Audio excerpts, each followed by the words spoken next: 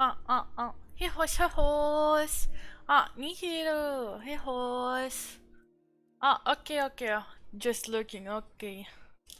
You do what you gotta do. I hope it's nothing annoying.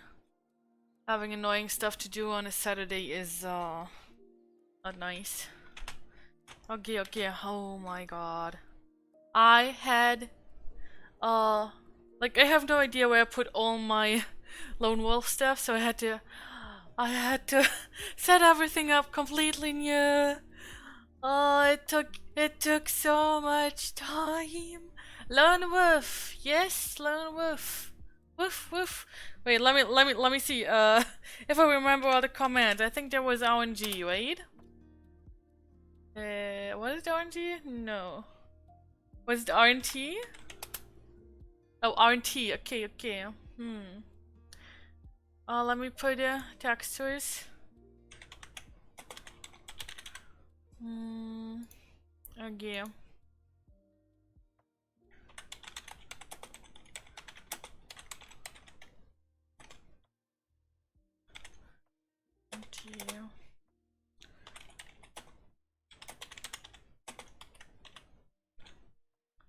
Should be, yes. Okay. Yeah, you can definitely not see the white. And this is definitely too big.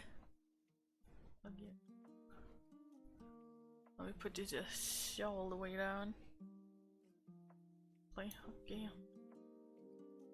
Where are we? Where is it? There it is. Oh my god, like my eyes and stuff will go weird. Gosh, behave, stupid thing. This is no outline. Please outline. Is this better readable? No.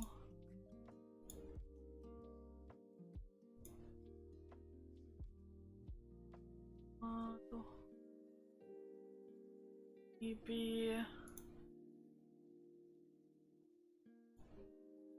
should go for this and outline size or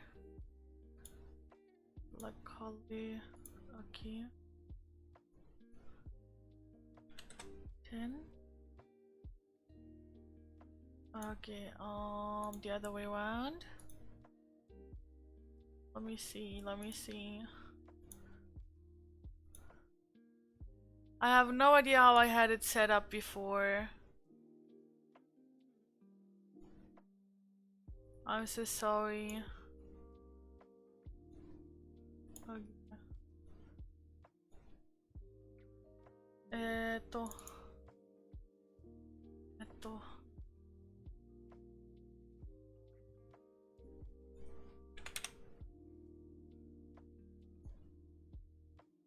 Okay. Okay.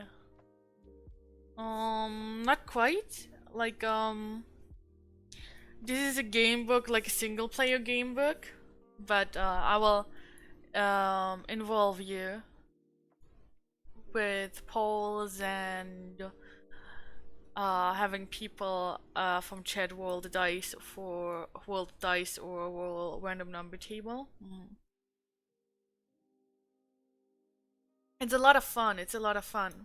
So this is book 3. We already somehow made it through two of the books with a lot of deaths. Oh my, a lot of deaths indeed. Let me put a death counter somewhere. So since Sith, since I switched, since last time I switched from using Streamlabs OBS to regular OBS. So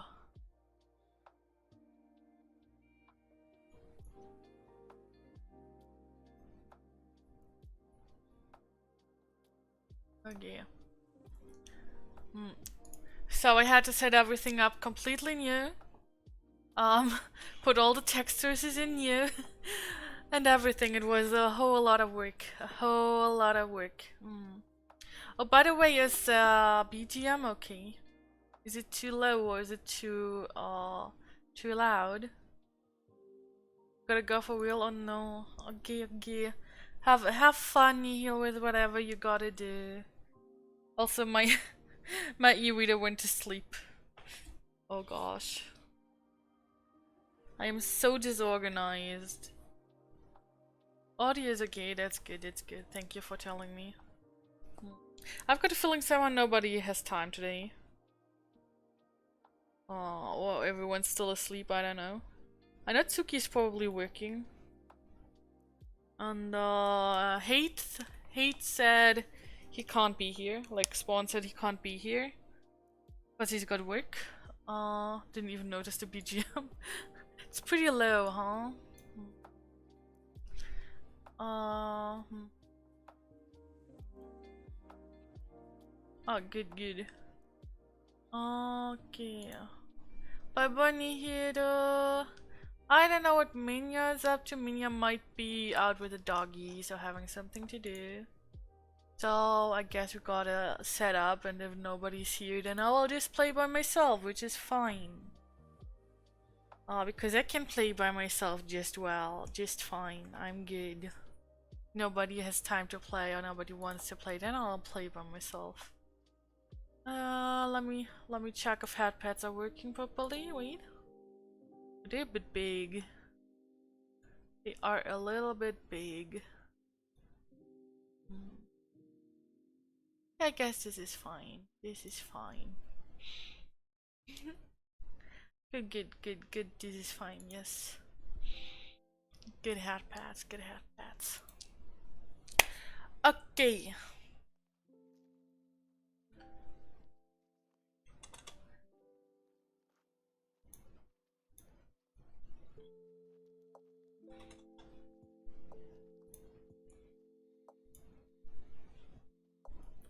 Okay, let's start with reading the intro as usual.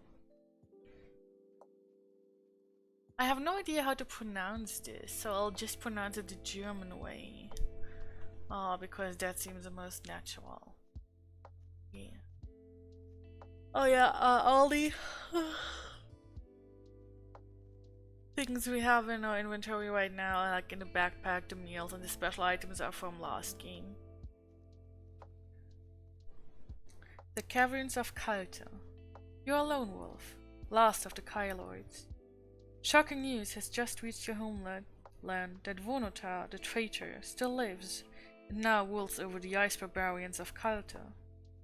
The king has vowed to your people that Vonotar will be brought to justice for his crimes, but it is a promise that only you can fulfill. Hanna, sit so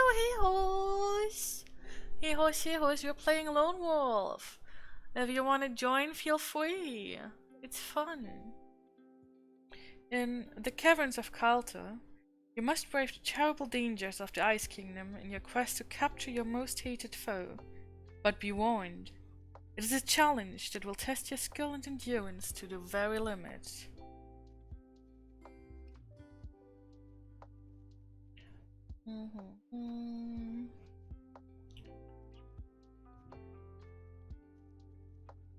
Oh yeah.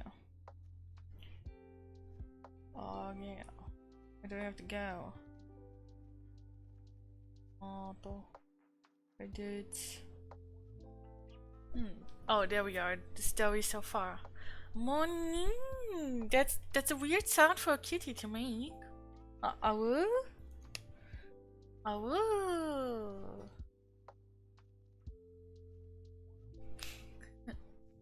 Okay, the story so far. In the northern land of Zamalund, it had been the custom for many centuries to send the children of the warrior lords to the monastery of Kai. There they were taught the skills and disciplines of their noble fathers. You are Lone Wolf, and you are now the last of the warrior lords of Zamalund. 1 year ago, the ancient enemy of your people, the Dark Lords of Helgedad, suddenly invaded Zamalund. and completely devastated the Kai monastery. All of the Kai warriors were in attendance for the Feast of Fehmarn, and all except you were massacred. You fought your way to Holmgard, the capital of your country, where the king sent you upon a desperate quest for help. Your mission was fraught with great danger, for Zamalund had been betrayed by one of its own magicians, Vonotar the traitor. His agents sought to kill you at every opportunity, but your skill and strength defeated their evil aims. You returned to Holmgard and at the head of a great fleet, the allies of Duranor, and destroyed the Dark Lord army that besieged your capital. Much of Zamalund was ruined by the war. The rich farmlands were laid waste, and many towns were razed to the ground. But the Zamalending are a tough people, and were undaunted by the enormous task that lay ahead. They set about the rebuilding of war-torn Zamalund with such determination that now, 1 year later, few of the scars of war remain visible. For the crucial part that you played in the victory, the king has bestowed upon you the rank and title of Free Earl of Zamalund, a rare honor for one so young. The ruins of the Kai monastery and much of the surrounding lands are now Freylund, under your protection. Work to rebuild the monastery was about to commence when disturbing news from the north prompted the king to summon you to the capital. Many merchants, returning from the summer trading expeditions to Kalte, told of the fall of the Brunmark, the leader of the Ice Barbarians. The description of the hunchbacked magician who succeeded the fierce Brumalmark fits only one man, Vonotar the traitor. After the defeat of the Dark Lords, Vonotar escaped to the frozen wastes of Kalte. He made his way to the ice fortress of Ikaya, where, through deception, he tricked the cruel Brumalmark into adopting him as his magician. It was a mistake that was to cost the barbarian leader his fortress and his life. The news that Vonotar still lives spreads like wildfire throughout Zamalund. Thousands of Zamalendings surround the capital, demand that Vonotar be made to pay for his treachery. So great is the outcry that the king is obliged to promise that the evil traitor will be brought back to Holmgard and made to stand trial for his crimes. For you, Lone Wolf, the king's promise is the start of a quest that will pit you against a hated foe, deep within the hostile caverns of Kalte. Okay, that was like the intro. Ah, Moni, you're a lonely wolfie. Lonely wolfie. Oh my gosh, yes, you're cutie. A cutie, that's what you are. That is what you are. Total cutie.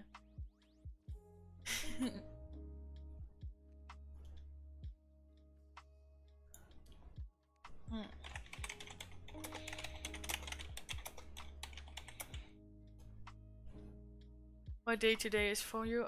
It's Saturday. Oh, why am I so sad? It's Saturday today. Okay. During your training as Kylord, you have developed fighting prowess, combat skill, and physical stamina, endurance. Before you set off on your adventure, you need to measure how effective your training has been. To do this, take a pencil, blah blah blah blah blah. First number that you pick from the random number table, and this represents your combat skill. Does someone want to do R&T so we can see what combat skill we have?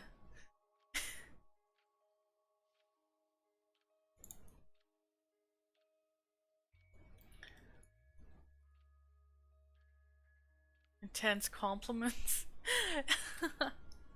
Same as you. Oh, oh my gosh, Moni! 1 plus 10 is our combat skill, so just 11. Oh, Moni is out to kill us today. Moni is out to get us killed.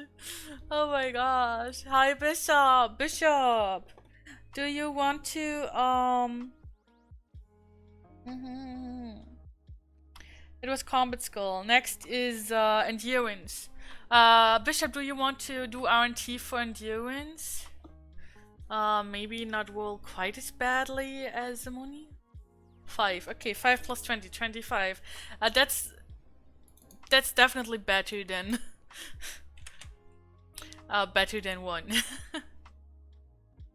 25 is our max EP and also our current EP for now. Yeah.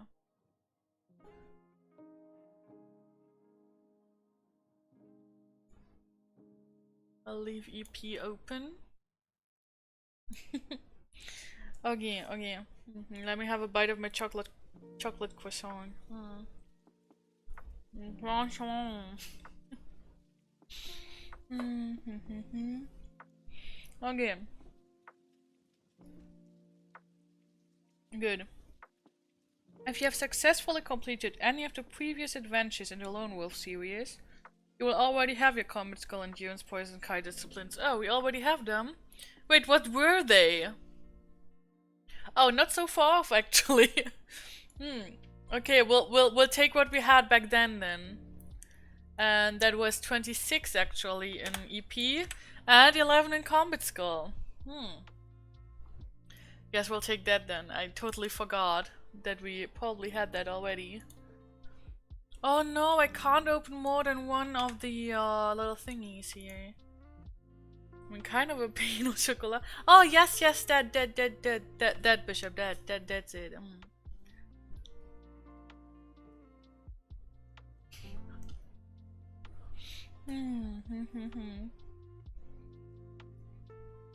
Okay, you may also carry over any weapons and special items that you held at the end of your last adventure. It should be entered into your new action chart. And we can use one bonus. Oh, it didn't say anything about backpack and meals, so we have to empty our backpack and meals.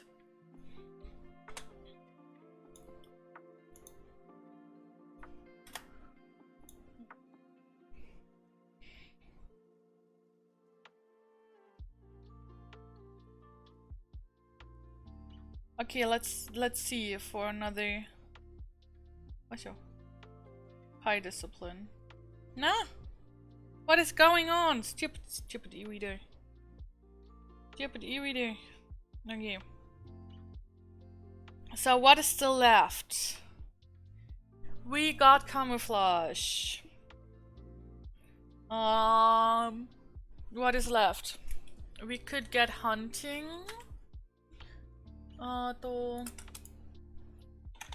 Hunting. So, obviously, hunting we could, except for wasteland and desert areas, we can, we could hunt. But Kalte is a desert, so we couldn't hunt there for food. Nom nom.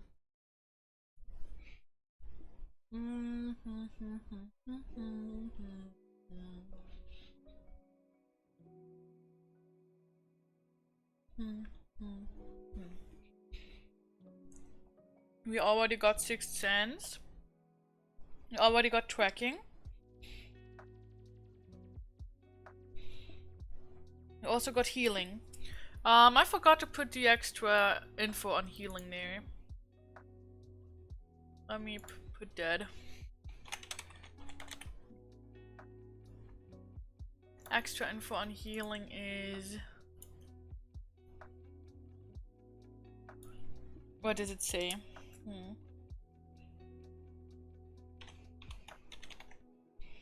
Swan EP after section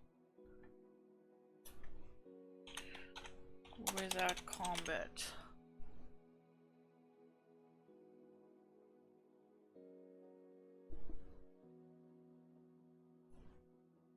And make that small. Even smaller than small. Smaller. Okay, it's tiny. I can see, so that's probably enough.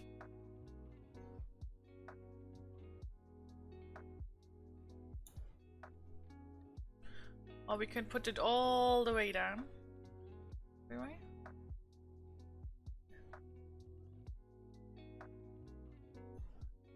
Speaking of which...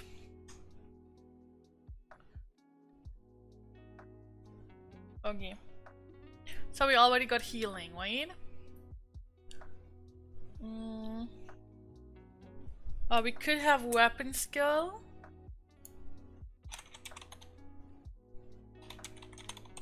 So we would get extra. We could add 2 points to our combat skill when having the corresponding weapon. But which weapon it will be would be up to RNT. We could get Mind Shield. Here it says, Vonotan, many of the evil creatures under his command have the ability to attack you using their mind force. The Kai discipline of Mind Shield prevents you from losing any endurance points when subjected to this form of attack. So Mind Shield might be very useful. We already got Mind Blast. 2 extra points to Combat Skull. Okay.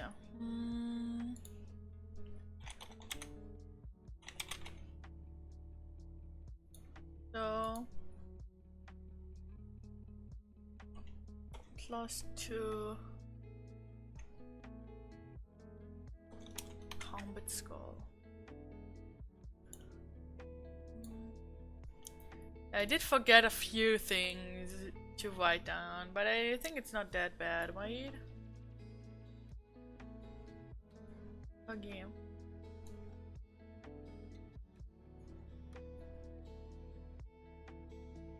So okay. Unless a creature is immune, then we can't do that, obviously.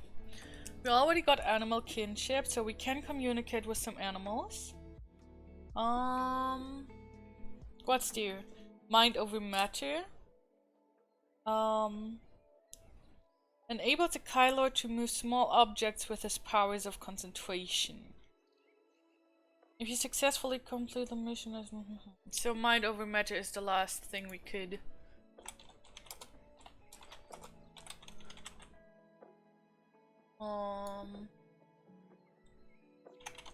Discipline. Let's start a poll. So that's the last one we could be doing today. As I said, Mind Blast might be the most, Mind Shield might be the most sensible, while Hunting would be the most useless of the bunch. You can vote if you want. If you don't vote, I will just decide.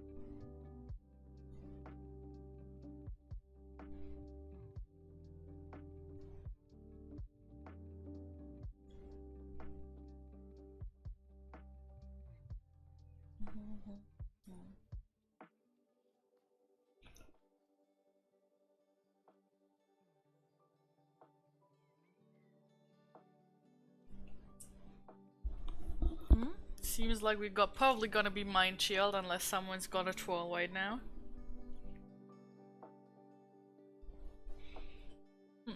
Yes, it is Mind Shield.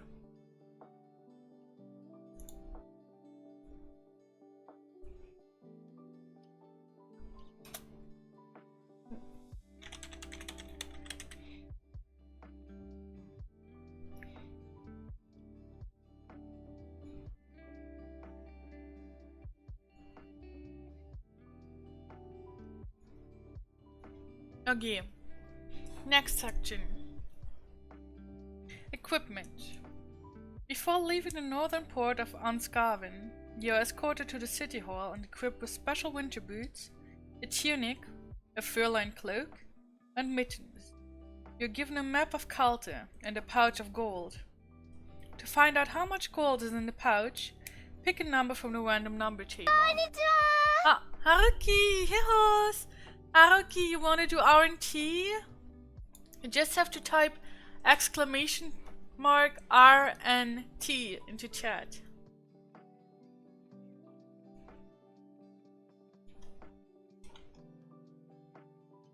And then we can see how much gold we have.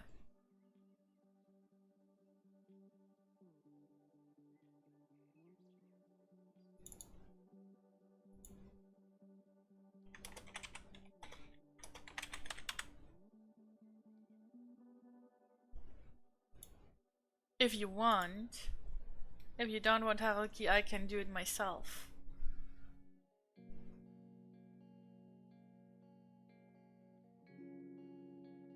And it says like, we can add the number of crowns we roll to the number we already have from other adventures.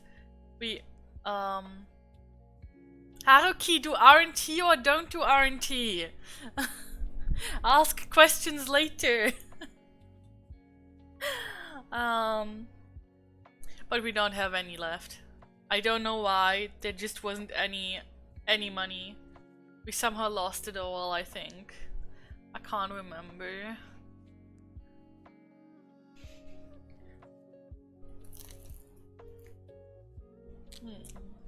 Thanks, Moni. Oh wow, 7, that's a lot.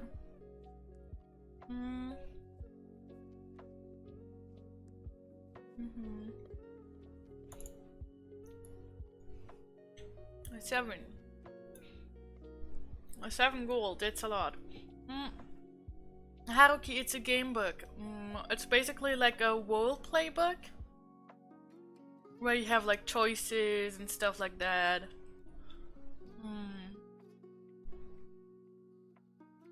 Yes, it makes up for the first roll. Though maybe we might lose it all like within 10 minutes.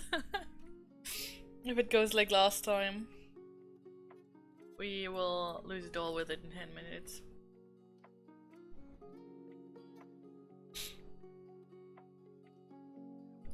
Okay. Before you set sail, you are given the choice of the following items, in addition to those you already possess, but remember you may only carry 2 weapons. You may take 2 of the following. So, a sword or a short sword. Padded leather waistcoat, which adds 2 endurance points. A spear.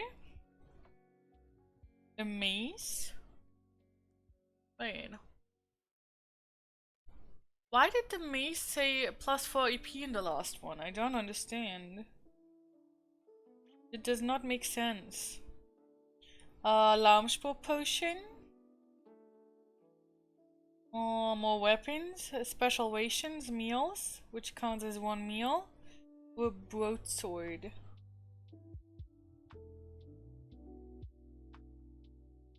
Like, I do not understand.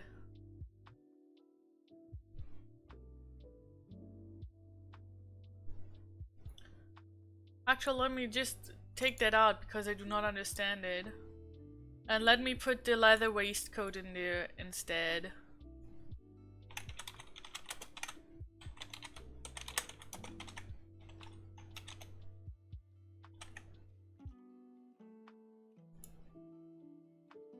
Oh, I'm angry. I'm not angry. I'm sorry. It just happens.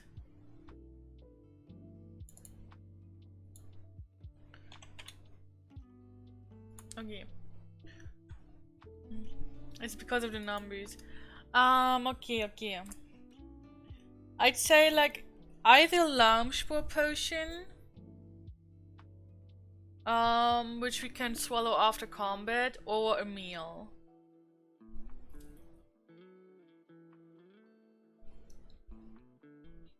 Because one weapon is enough.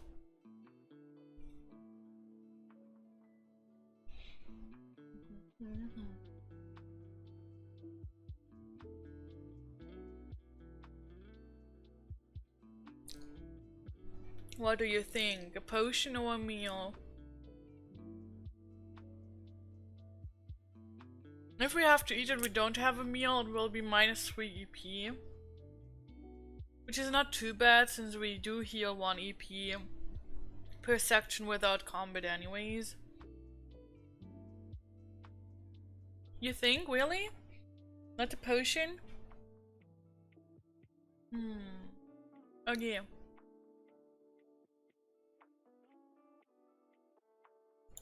Since nobody else seems to have an opinion, we'll take the meal.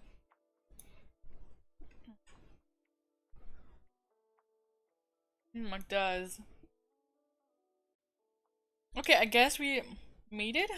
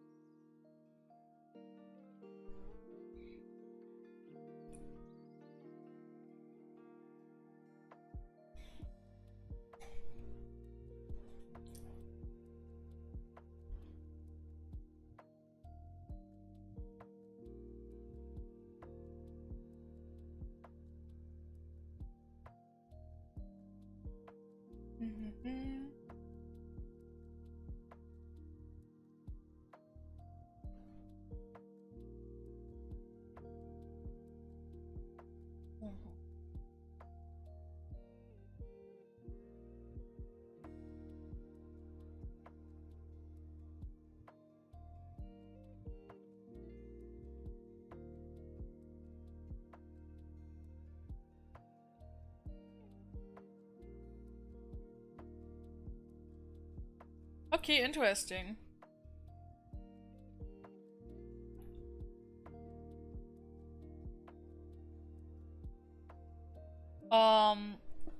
So it says, gold is especially valuable in Kalte, and you may find that your gold crowns will be useful, especially if used as a bribe.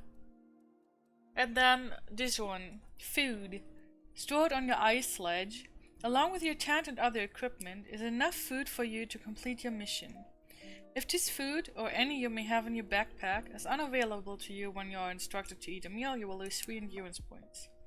As Kalte is an icy desert, you will be unable to use the Kai discipline of hunting to obtain a meal. We already know the rules for combat.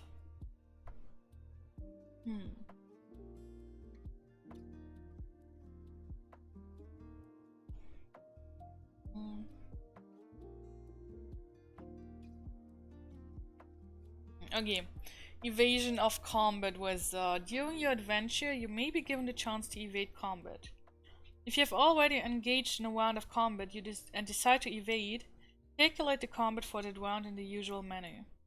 All points lost by the enemy as a result of that round are ignored and you make your escape. Only Lone Wolf may lose endurance point during that round. But then, that is the risk of running away.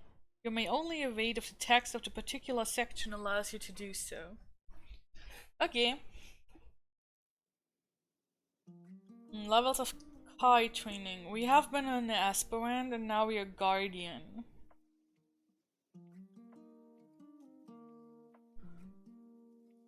You can't see it, it's behind me right now. Wait, let me hide. Still says aspirant, I'll put guardian there.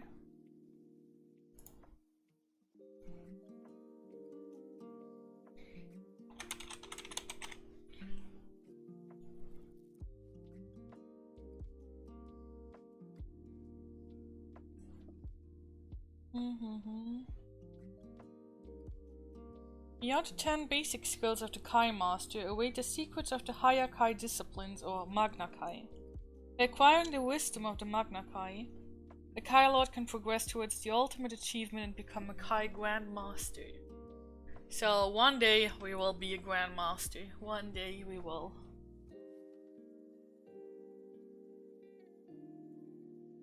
Okay. Let's see. Let's see. Kai Wisdom. Your mission will be fraught with great danger. For Kalte is a bleak and hostile land, and your foe is a master of cunning. Use the map to help you plot your course to the ice fortress of Ikaya. Map. There's the map. Make notes as you progress through the story, for they will be of great help in future adventures. Many things that you find will aid you during your adventure. Some special items will be of use in future lone wolf adventures, and others may be red herrings of no real use at all. So be selective on what you decide to keep. There are many routes to the ice fortress of Ikaya, but only one will enable you to capture Vonotar and return to Sommerlund with the minimum of danger. A wise choice of Kai disciplines and a great deal of courage should enable any player to complete the mission, no matter how weak his initial combat skill or endurance points score. Successful completion of previous lone wolf adventures is not essential for the success of this quest. Of IKEA. Ikaya. It says Ikaya. Like this. Oh, oops. Sorry. Like this. Yes, of IKEA. It sounds similar. It sounds similar indeed. Let's go to IKEA.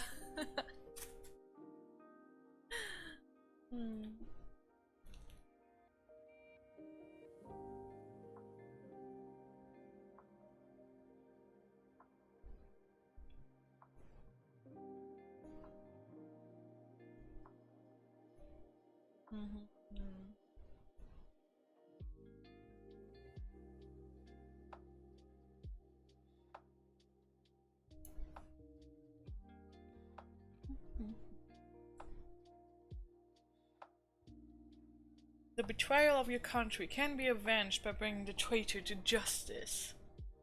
Beep boop. Here's Amida.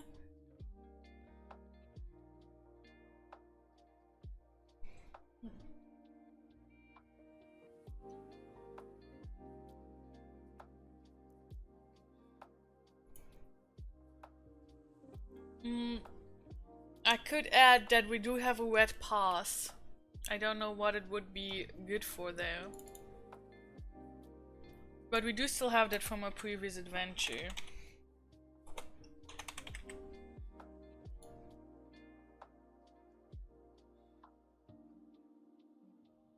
We ain't no a bar, just a wolf passing by. Here to remind you all to drink. This is a thread.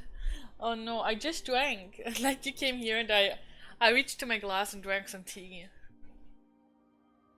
And that's some over you got there that I'm drinking even before you remind me to. Very weird. Also, this is a threat. Oh no. Oh no, a threat. Okay. How about we actually start the adventure? Let's actually start maybe. Oh, but that means I have to read.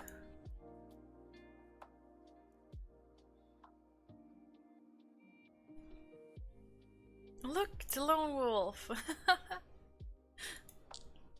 Yeah, but Amado is not lonely. Got many friends. Yeah, run.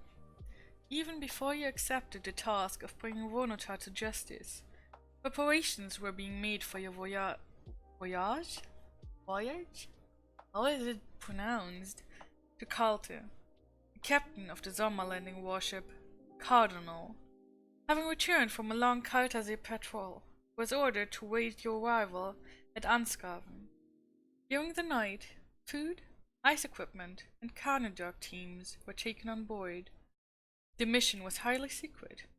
Only senior members of the crew were told the true nature of the voyage that lay ahead. The plan is to set you ashore at Halle Bluff, drop anchor, and await your return. An elite team of trusted guides will lead you from the bluff to Ikaya. Once inside the ice fortress, you are to hunt down and capture Vonotar, and then return with your guides to the ship. Your mission must be accomplished within 30 days at most, for winter is closing in, and no ship can withstand the grip of the Kalte pack ice.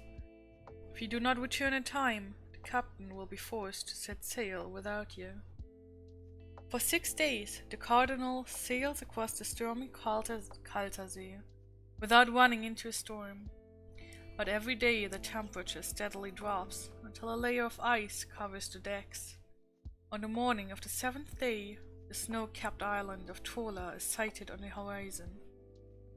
Tola, where is Tola? That small one.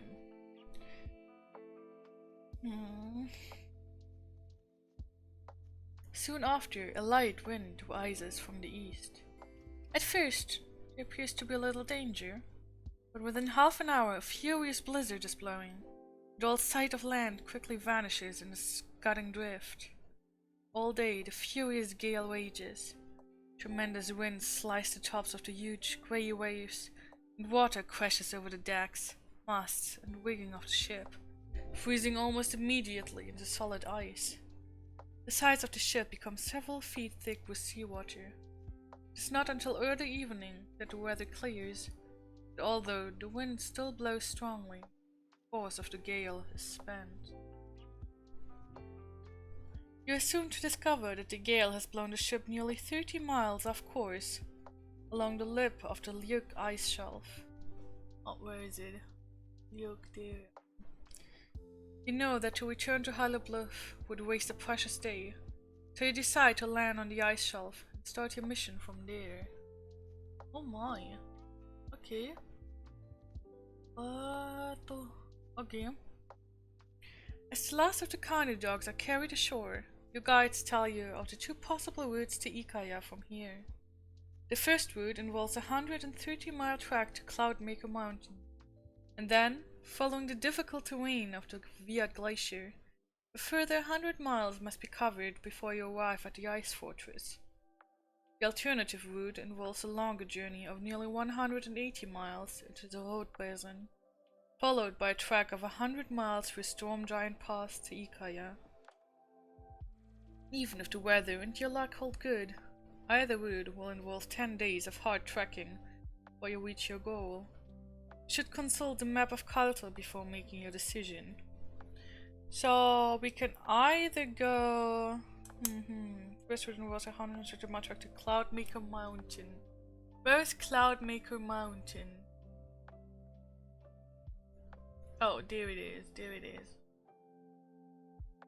Mama. Also, where are we? Hello.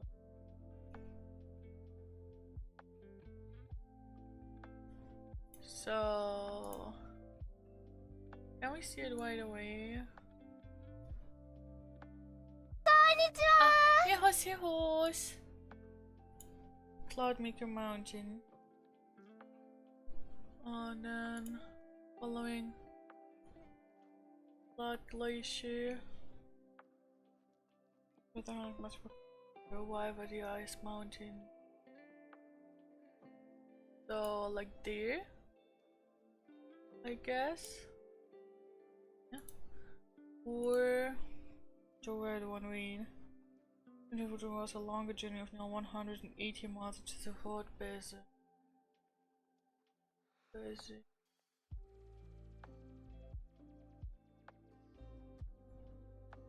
Like there.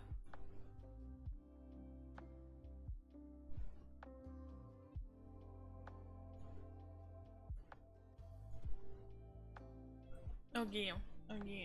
Let's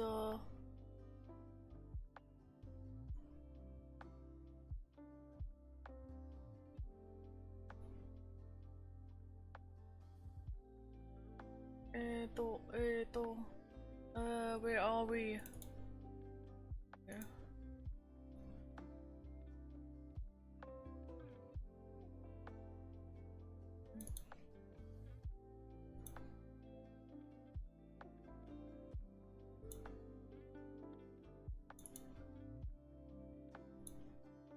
So we can either go the blue route or the red one. I mean, yeah, he was, wait. Why didn't I hear the hello? Oh, because I'm on the one where I forgot. Oh, that's why. Wait, actually, let me let me actually use a different source. Browsers. Doesn't really matter. Let's use. Will look weird for a second there. Cool.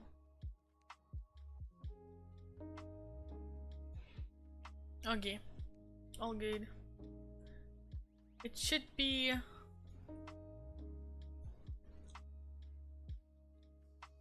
There should be alerts now. I'm not sure there are, but there should be.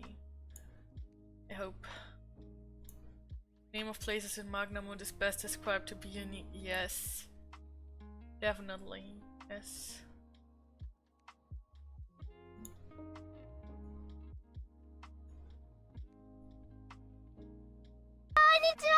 Okay, okay, it works. So, yeah. Where is here? Let's.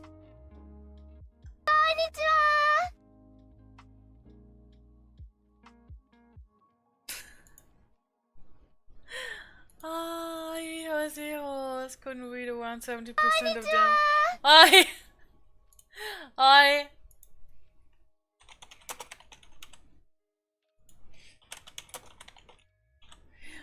Oh my gosh. Go vote in the poll. Oh my god. I already know it works. I already know it works. Go and vote.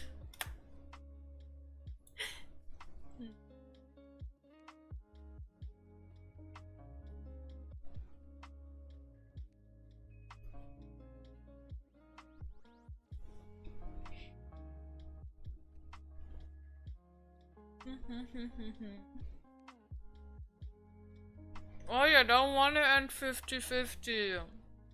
Somebody else vote too.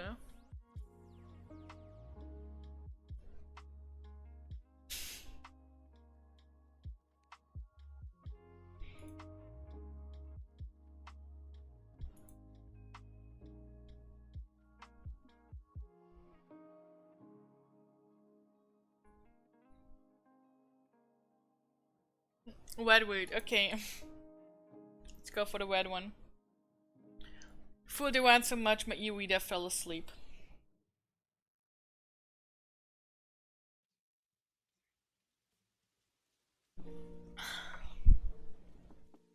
Okay.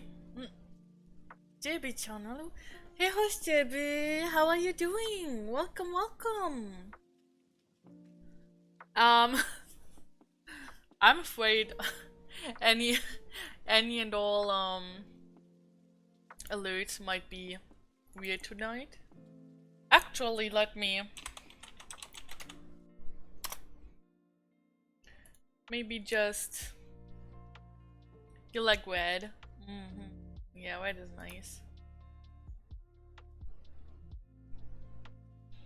I just had a genius idea that I will go and do. Like genius, so you can actually see my alerts. I am a genius.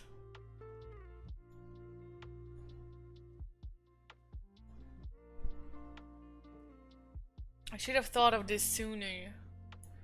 But then again, I am a little bit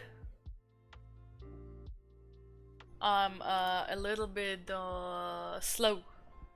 Yes, slow is the right word. I am slow, I am so slow, I am so slow. And I'm not even sorry.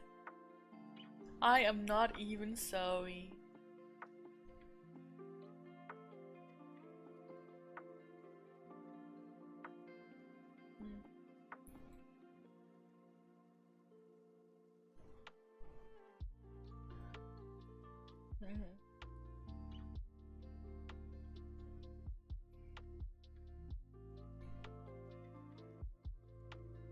Okay.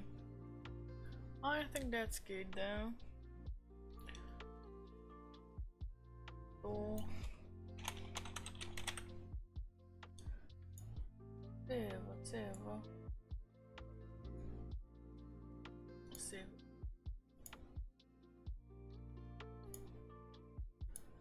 And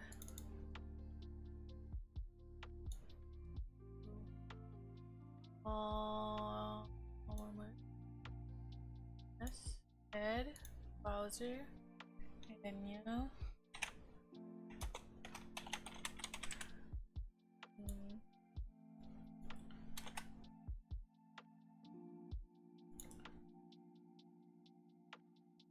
Okay. Now there should be. I don't know if it really is. Because I don't see everything I should be seeing. Weird. Like. Why? Stupid! Why? Oh, Minya looking. Minya looking.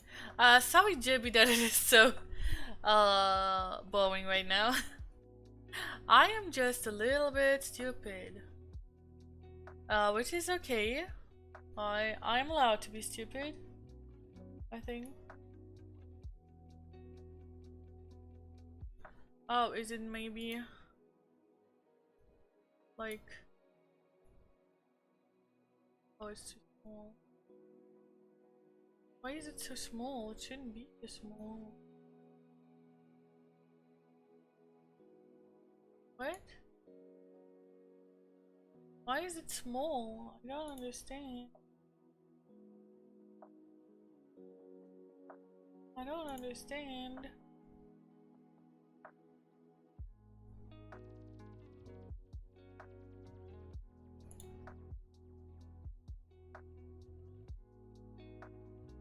How to do this again? God damn it, I'm too stupid.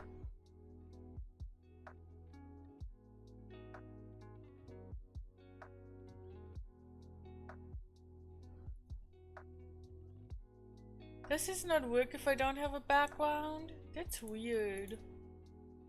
It'd still be working, I think.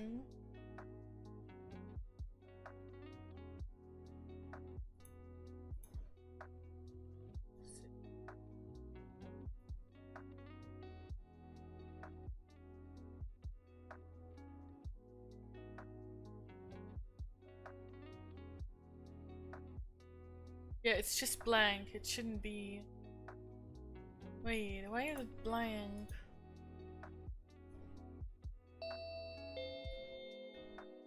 Why is it blank? I do not understand. It shouldn't be blank.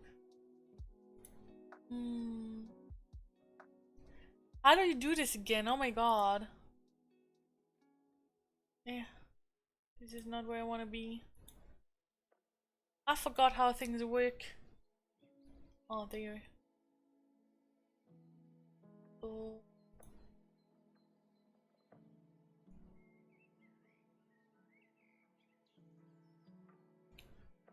Yeah.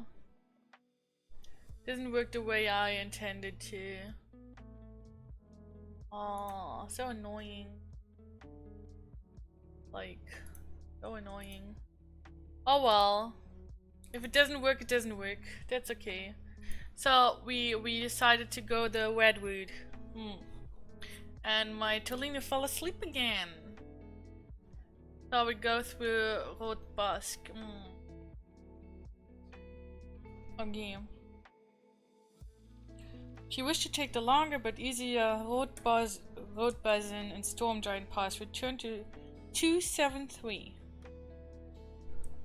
Okay. You are to travel to Ikaya by sledge. 2 sledges have been loaded with enough food and equipment for the mission, each drawn by a team of 6 Kanu dogs. This sturdy breed is native to Kalte, and they make ideal sledge dogs.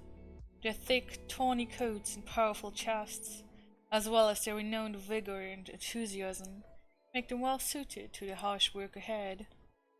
Your 3 guides, Irian, Fëanor, and these are all experienced trappers.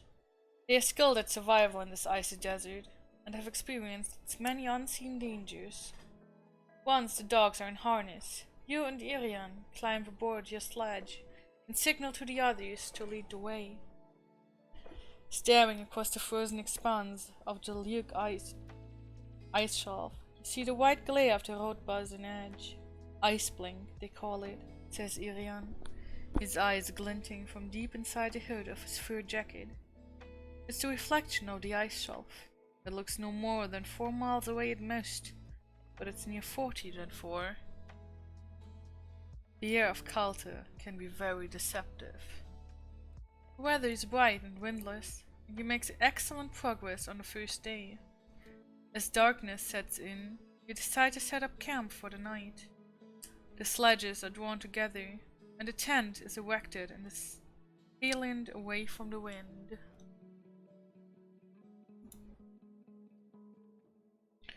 If you have the Kai discipline of 6th sense, turn to 35. We do have that discipline, so let's turn to 35, shall we?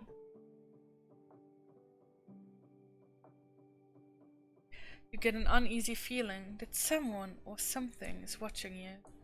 You leave the tent and peer into the night for some sign of life, but the snow and the darkness hide everything. Reluctantly, you return to the tent and go to sleep with one hand by your weapon in case of a surprise attack. Oh my. Turn to 291. When you awake, you sense that something has changed.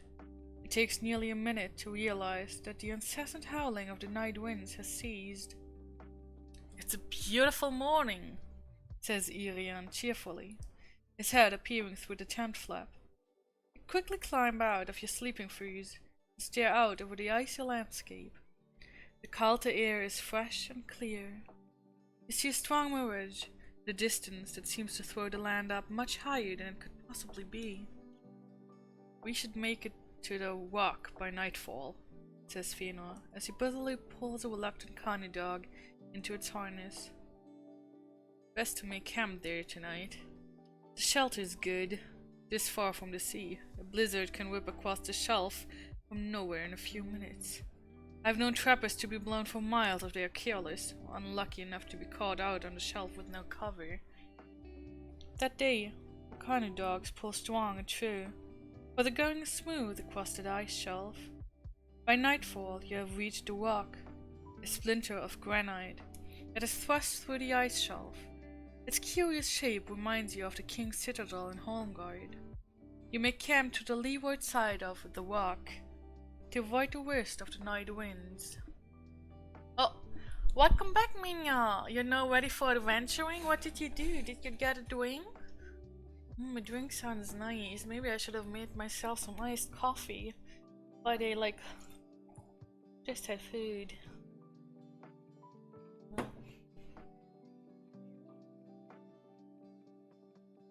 Let's see.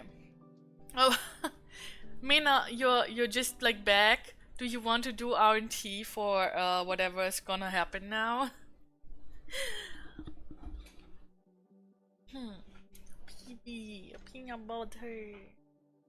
Peanut butter, and we need R&T. Thank you.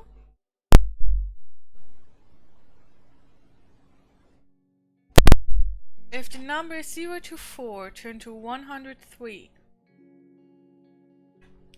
Following day, a strong wind rises from the north. Hour upon hour, it blows relentlessly into your face. The Luke ice shelf becomes a mass of twisted slabs of ice, jutting upwards at every angle. Just so you remember, Luke range, Luke ice shelf. And the walk is right at the edge of Luke ice shelf.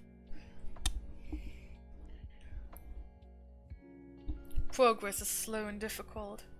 By midday you are shivering with cold. Your lips are cracked and bleeding, and the icy blasts have covered you with a thin film of snow. You steer your sledge through a narrow passage at the edge of the ice shelf, where it meets the road basin. Here you are sheltered from the wind.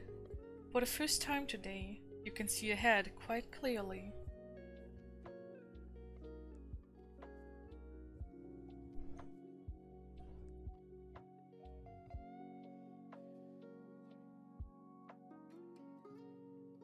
Suddenly, shrieks from above warn you that you are not the only creature seeking shelter here. Within seconds, 3 large Bagna jump from the ice wall and land with a crash on the sledges. Your fellow driver, Irian, is thrown against the ice and collapses unconscious. You are prevented from going to his aid by a hungry, carnivorous Bagna. There is no hope of evading it. You must fight it to the death. Bagna combat skill 19 and Ewan's 30. Oh my. Combat 1. Enemy 30.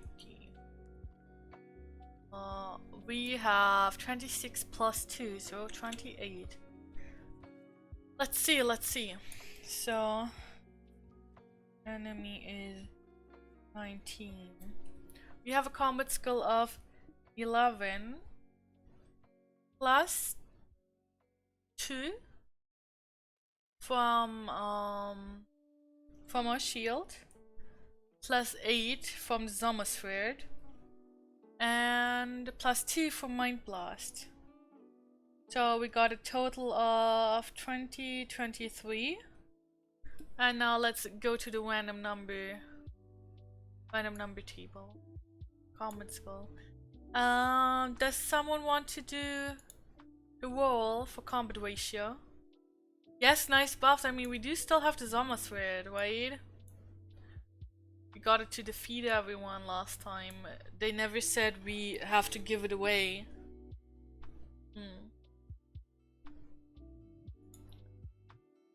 So, aren't you?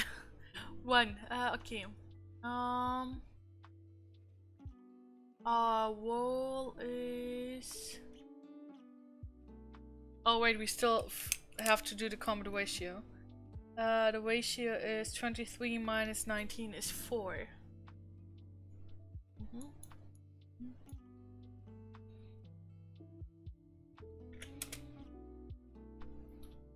So 4 and 1. Enemy loses 5, Lone Wolf loses 4. So we are down to 24 and the enemy is down to 25. Like OJ 100% won. Oh my gosh. Kinda is though. Let me do 1, please.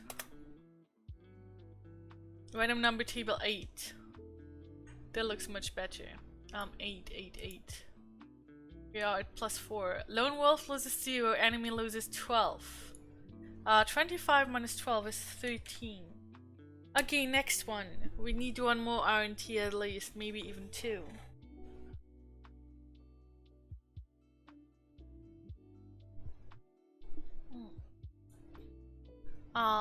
Whoever wants to do the RNT can do it. Whoever is first is first.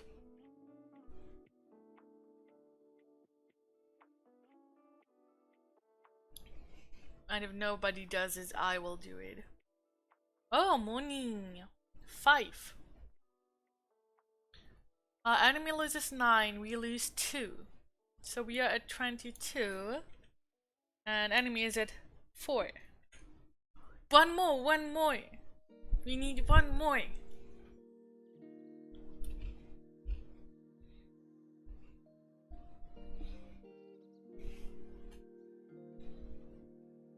I believe in you.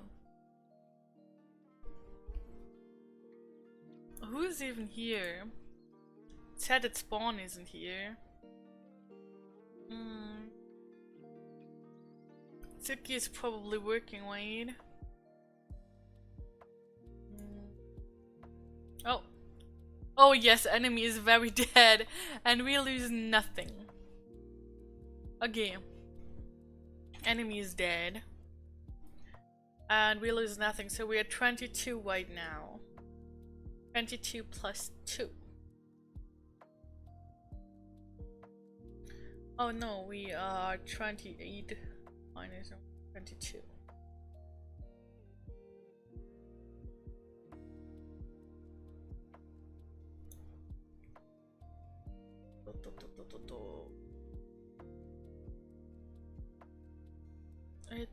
Where is it there?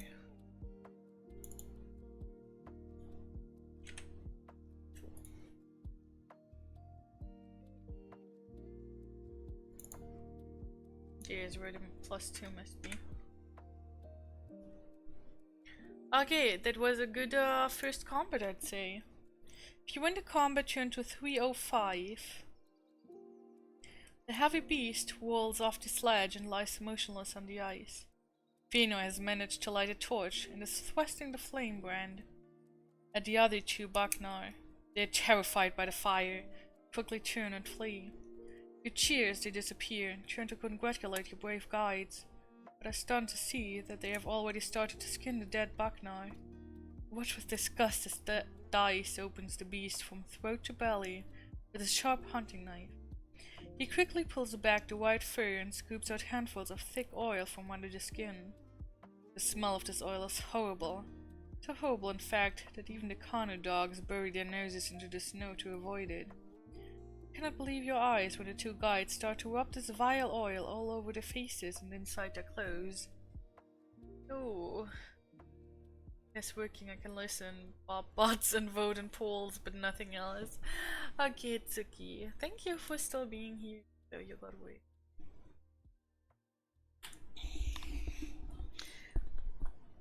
Bagna oil, shouts Fino enthusiastically.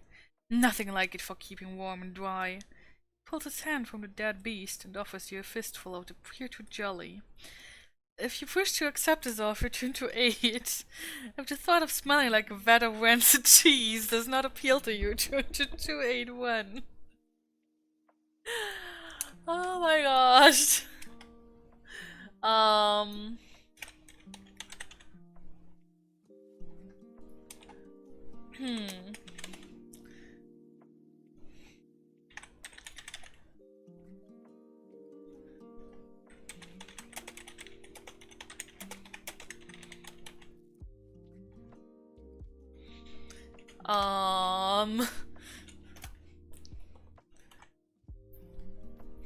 Except to smell rancid or smell nice and sweaty. What do we prefer?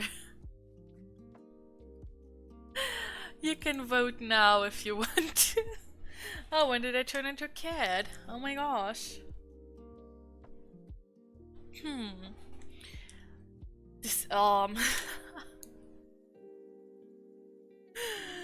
I like how it's like smelling like a vat of rancid cheese.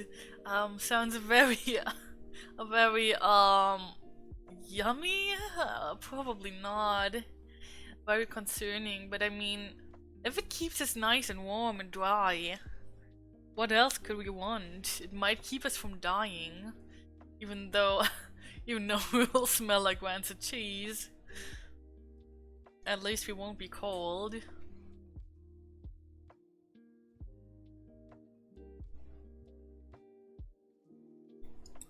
Okay, I guess gotta smell like rancid cheese. We're gonna smell like rancid cheese and turn to 8. The smell's revolting. You try desperately to hold your breath as you smear handfuls of the slime and grease inside your jacket. As the oil penetrates your skin, you feel a warm glow as if you were near a fire. The more grease you apply, the warmer you become. You also notice that the awful smell is gradually fading. Note the fact that you have applied Bagna oil on your action chart, although it does not take up any space and only applies for the duration of this adventure. Okay, I will.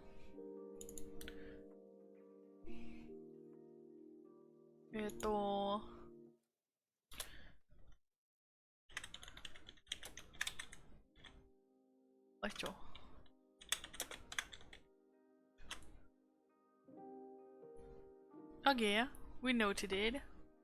I prefer cheese to freeze, yes. Rather smell like rancid cheese than freeze to death. When it soaks into your skin, you lose your sense of smell, says Fino. Just as well, replies Dice. I don't think I could stand living with myself otherwise. Bagna oil gives excellent insulation from the bitter cold of Kalte. It may save you valuable endurance points in the near future. Irian regains consciousness and is soon scooping out the Wagner carcass for himself. Light is now fading fast. You decide to pitch camp in this narrow pass. You prepare a meal, and then you each take it in turns to sit watch, just in case the Wagner decide to return. Okay, that's the end of our of this numbered section. So we regain 1 EP due to our healing ability. Turn to 325. The next morning arrives bright and windless. The sun pierces the thin layer of cloud, bathing the east in a soft, pink glow. This beautiful vision reminds you that your Kai masters once told you that the light of Kalte is unlike anywhere else in Magnamund. With tent and equipment packed, you leave the pass and venture out onto the Rot Basin. 100 miles of open ice now lie between you and Storm Giant Pass. At first, the journey is easy. The basin has been worn smooth by the wind, and no crevices lurk unseen beneath the hard, dense snow. But at dawn on the third day, events take a turn for the worse. You are awoken from a deep sleep by Dice shaking your shoulder. He is frightened. "What's wrong?" you ask, still bleary-eyed and sleepy. "Ice barbarians, on the horizon.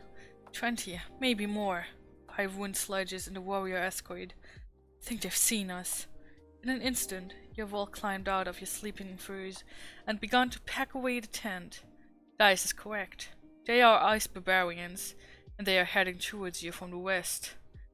"If they catch us, we're as good as dead," says Fëanor as he ties the last of the equipment to the sledge. The ice barbarians of Kalte are a fierce and warlike race of nomads. For thousands of years, they have traveled this icy wasteland, trapping furs and herding mammoths. Their only contact with the west of Magnamund is through the trading post of Liuk. In summer, when the coast around Liuk is free from ice, they journey there to trade their furs for weapons and tools. There is no iron or wood in Kalte. They hate all except their own kind, and kill anyone they find who dares to trespass in their icy domain. You soon hear their war cries less than 3 miles distant. And for the first time since you landed, you pray for a blizzard to hide your escape. End of another section. Time to get more EP back. Turn to 216. You have covered less than a mile when the first of the Ice Barbarian scouts appear to the north on skis.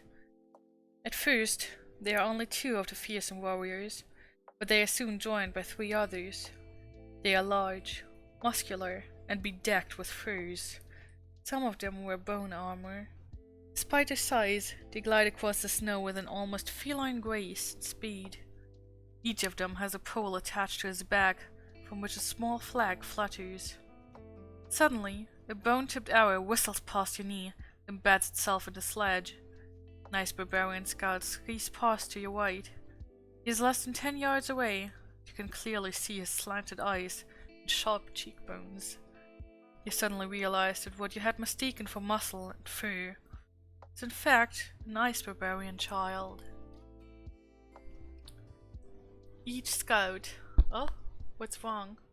Yeah. Ah, yeah. Each scout is carrying a large backpack containing a small child. These children are armed with small bone bows, and they fire a constant stream of arrows as their fathers ski nearer and nearer. Oh, I remember this from way back when. I actually remember the picture corresponding to this from back when I played one of the books at home. Also, there's a few numbers too much. Suddenly, Irian falls, an arrow buried in his back. Dice runs to his aid, but is shot down before he has taken a dozen steps. Fëanor is hit. An arrow passes straight through his throat. He bravely staggers on for nearly a minute before collapsing in the snow. You're on your own. An Ice Barbarian scout skis past to your left, returns towards you head on. He has a spear under one arm, which is leveled at your chest. You wish to fight the Ice Barbarian Scout? Turn there. You wish to try to escape? Turn there. Yes, it's a weird typo, but still, even though we will fight next turn, we didn't fight this turn, so we heal up.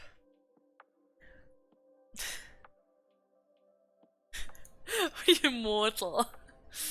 Yes, we are. So, what will it be? A fight or flight?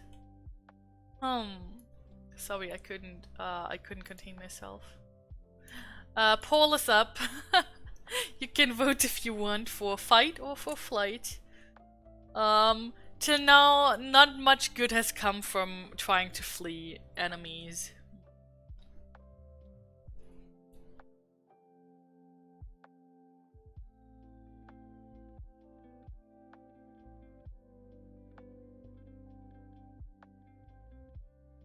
Somebody wants to flee. Somebody wants us to die already.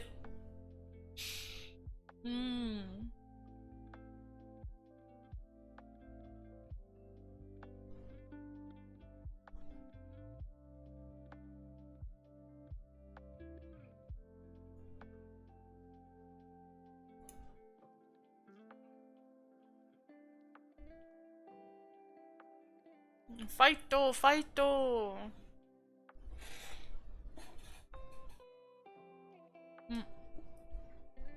Fight it is. So we turn to 158. As the Ice Barbarian Scout is on skis, you will only be able to fight one round of combat before the momentum of his attack carries him past you.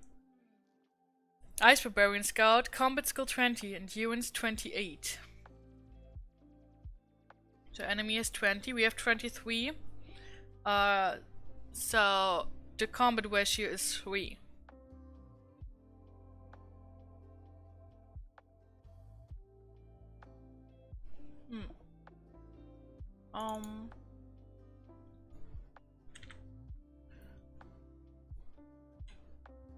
And he has 28 endurance.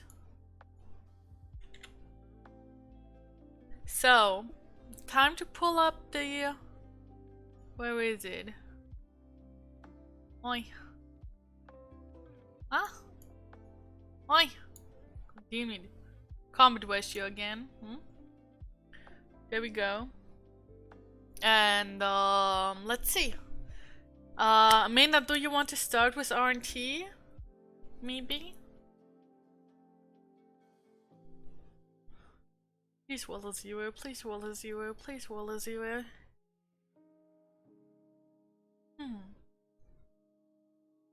Do you? Wanna do it, Mina? 2! Oh no! Animal loses 6, we lose 3. Enemy is at 22? And we are at 22 too. Okay, so if you sustain a high endurance point loss turn there, the Ice Barbarian Scout loses more endurance points than you in this one round of combat turn to 271. Your attack has caused the Ice Barbarian Scout to lose his balance. He tumbles in a flurry of snow and broken skis. The fur-clad child rolls clear of his father's backpack and lies face downwards in the snow, less than 10 feet away. The Ice Barbarian Scout is badly dazed by the fall, but is already attempting to stagger to his feet. If you wish to attack the Ice Barbarian Scout before he fully regains his senses, turn there. If you wish to grab the child as a hostage and try to escape, turn there. Oh my gosh, this is having some weird turns.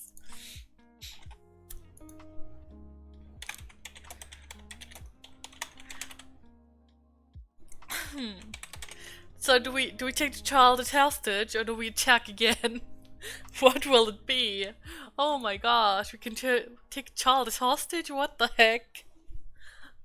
Like, chances are it will like bury an arrow in us if we fight the Ice Barbarian. But if we won, like as soon as we turn our back, we are wide open, right? Aww. I don't know, honestly, I do not know. I have no idea what would be better.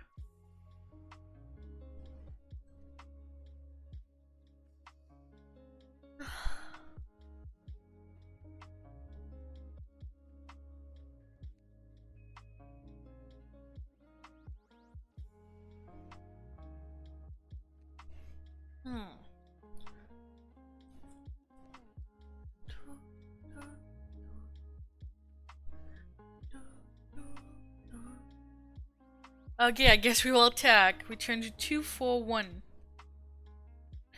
The ice barbarian is on his knees when you enter combat. You cannot react to your attack during the first 2 rounds. Ignore any endurance points you lose during the first 2 rounds of this combat. Okay, so weird. So he now has 18 and 28 things. 28 EP again. But he only has 18 and we have 23, so that means we are at a ratio of 5 right now. Which is good for us.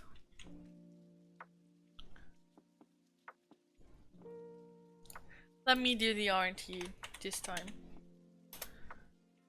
3. 3 and 5.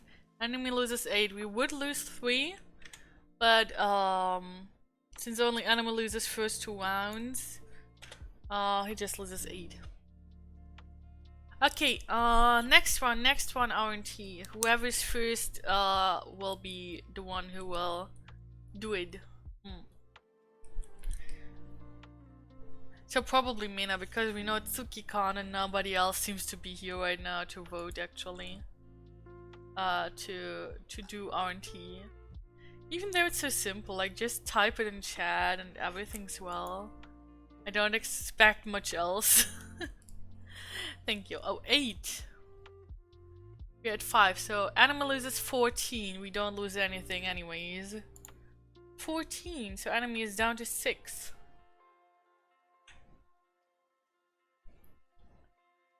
Okay, one more. Does somebody else want to do it, or I will do it if nobody else wants to? I mean, I can do it just fine. I just think it might be nice for you to do it instead of me. But I mean, if you don't want to, that's fine. Then I will do it. R and T. 6. So enemy loses 11, we lose 1. So we are on 21. While enemy is dead. Dead.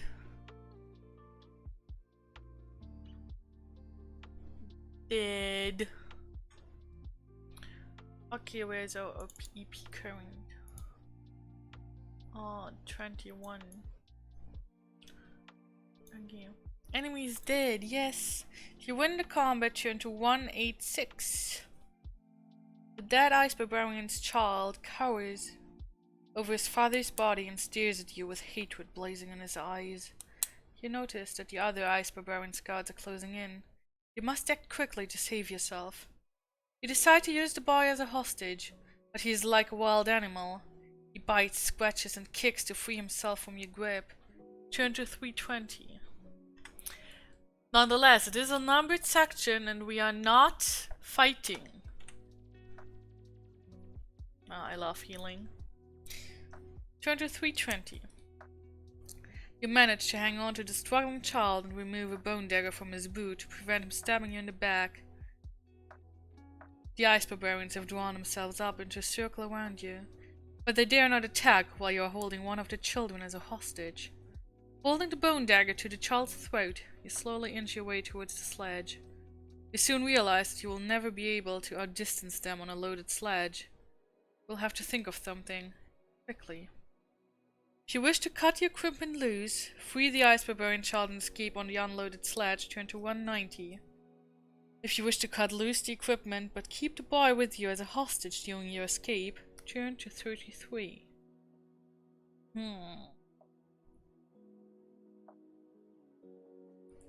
I mean, they have bows and arrows, so keeping the child,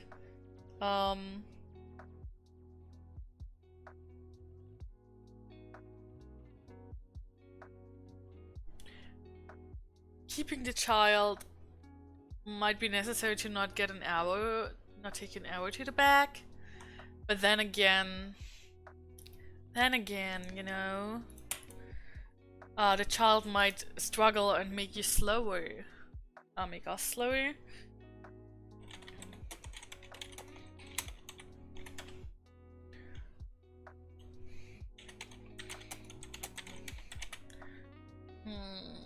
I'm not sure. I am not sure. There's the poll.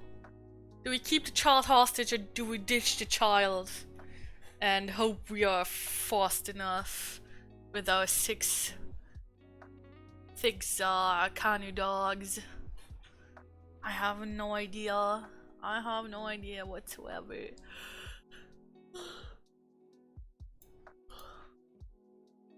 I have no idea. Nonetheless, another numbered section without combat, which is good. No combat is always good. Oh, somebody else is voting for once. Whoa.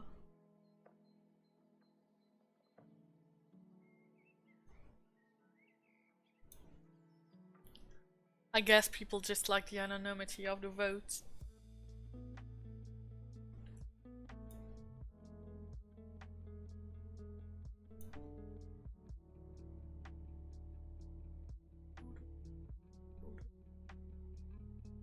Oh, we ditched the child. I hope this won't come to bite us. I hope this won't come back to bite us. Let's ditch the child then. And turn to 190.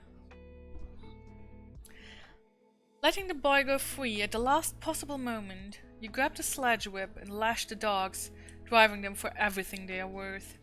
On all sides, flurries of arrows whistle past you. Several thud into the framework of the empty sledge. A couple of the Ice Barbarian scouts give chase, but your dog team is now much faster, and you soon outdistance even their arrows. By nightfall, you reach the very edge of the Viat Mountains. This vast granite range rises sheer out of the ice and snow, and presents you with an impassable barrier on such a moonless night. Oh my.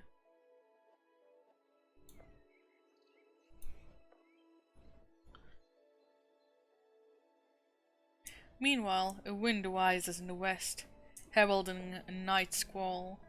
You must find shelter or you will surely perish in the blizzard. So wait, what did it say? Viat Mountains. Oh, so they are like between, next to the blue arrow on the map is where we are right now. Okay. If you have the guide discipline of either tracking or sixth sense to endure, if you do not have either of these skills, you can look for shelter towards the north by turning to there. So we have, if I recall correctly, we have both, right? Yes, we have tracking and we have sixth sense. So let's turn to 348. And we also heal since it is a numbered section without any combat. The Kai discipline reveals to you that there is a network of caves less than a couple of 100 yards to the south. You abandon the sledge and search southwards. Another numbered section. Return to 314. Wait, I said 314.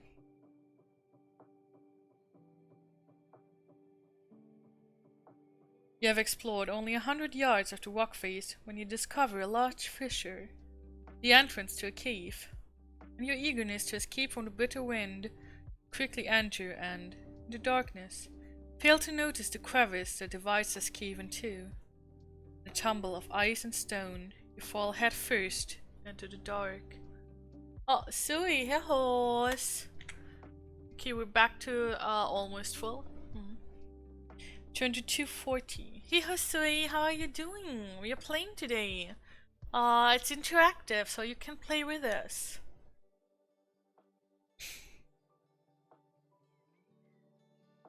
Cool.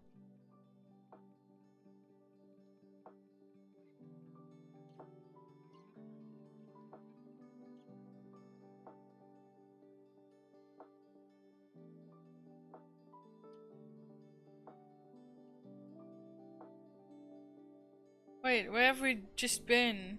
I forgot. Yeah.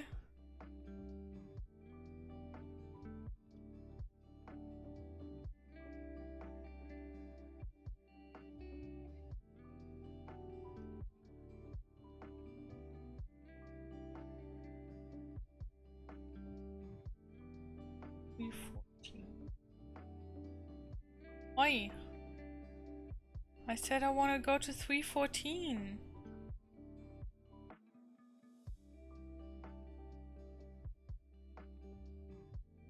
What the heck? They just won't let me go to 314. Here. Now 240. Oh yeah, there we are. Yes, we found a cave.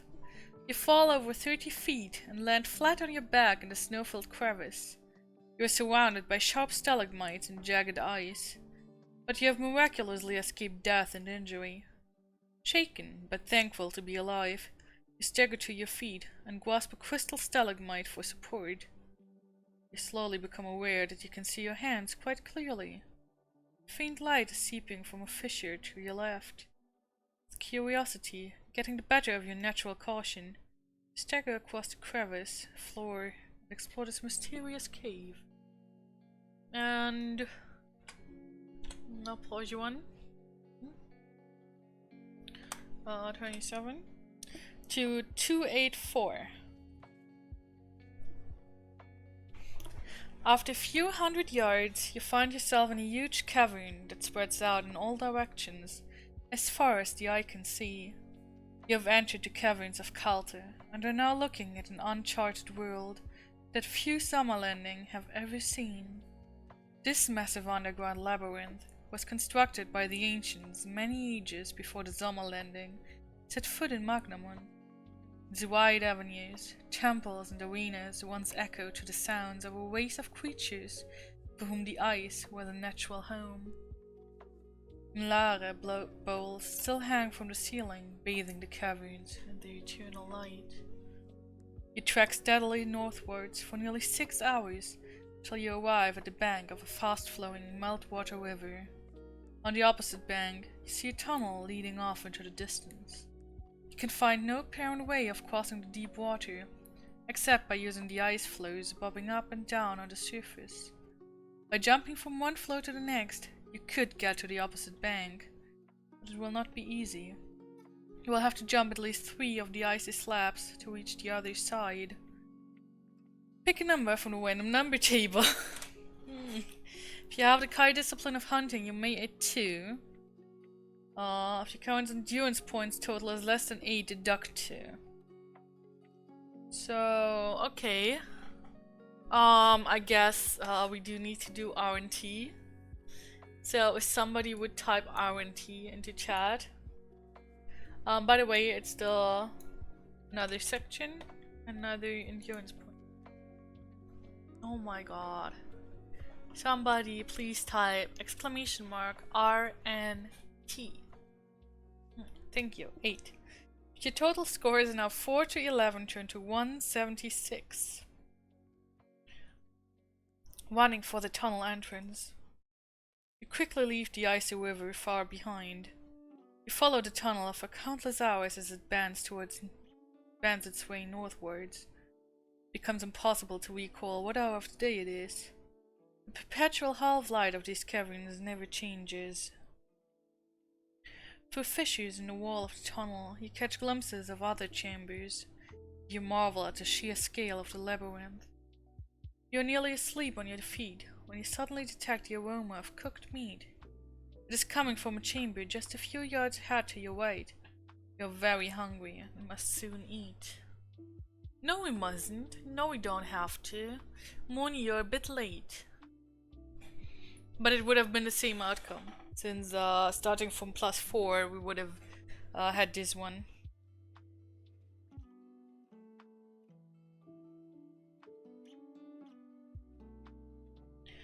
If you wish to investigate the chamber, turn there. If you wish to ignore the chamber, turn there. Seems like there's another pole. I'm early. You want me to take it for the next one?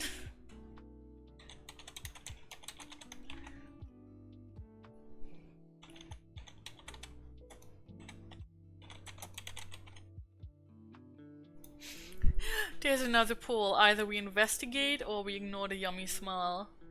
Both might get us killed anyway, so feel free to choose whatever.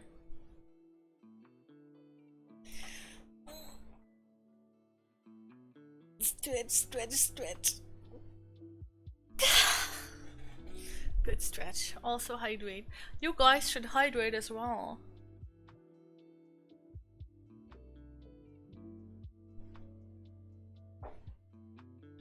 Yep, yep. Yep, yep, yep, yep, yep.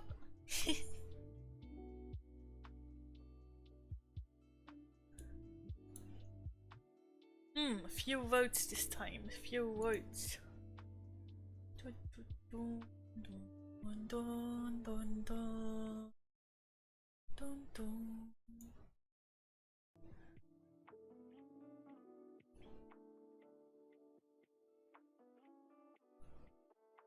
It's 50-50? Oh no. Oh no. What do we do? What do we do? Okay, even number. Even number we investigate, uneven number we ignore. Uneven we ignore. We ignore the chamber and continue to 132. Unless you have just eaten, you'll lose 3 endurance points from hunger. You continue along the tunnel for over a mile, but you soon become tired and stop to sleep. You awake feeling refreshed, but have no idea just how long you have been sleeping. The light of these caverns never changes. Oh. Be it day or night. You continue onwards, mile after mile, passing through a series of huge ice halls containing towering pillars of crystal. In one vast chamber, you are mesmerized by the beautiful sight of a shimmering crystal ceiling. But beyond this chamber lies an even greater spectacle. A narrow passage leads on to a ledge running around the brink of a huge chasm, over half a mile wide. As you edge your way around this awesome void, try not to look down into its windswept depths, many miles below. You have been on the ledge for only a few minutes when a noise behind you makes you glance back. To your horror, you see you are being followed by a monstrous two-headed serpent. Oh my gosh. Oh my gosh. Nonetheless, I gotta say, I'm losing just 3 points. Make it 2 because the the numbered section is over and we haven't been fighting. But still, oh wait, 28 minus 3 is 25, plus 1 is 26. Where have we even been? We have been full, right? So 26, yes. If you have the Kai discipline of either tracking or animal kinship, we have both. Turn to 229.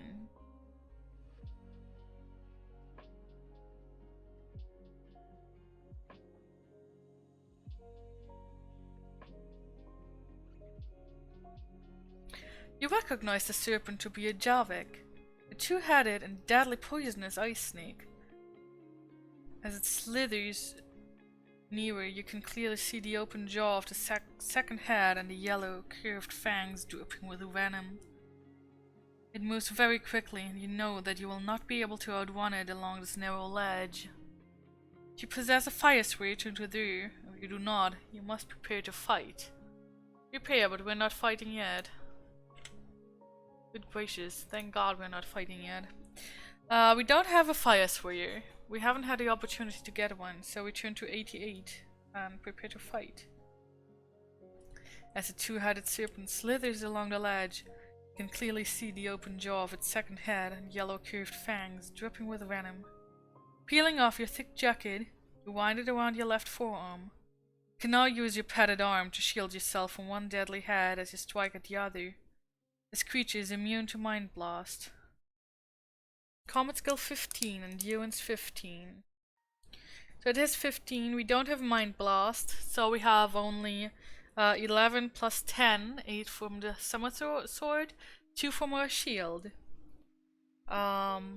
Making 21, which still puts the combat ratio at 6. Which is not a bad one. Not bad at all. 6. The serpent has 15 endurance. And we currently have 27. Fight though, yes, fight though. And Moni wanted us to take his for the next time we need.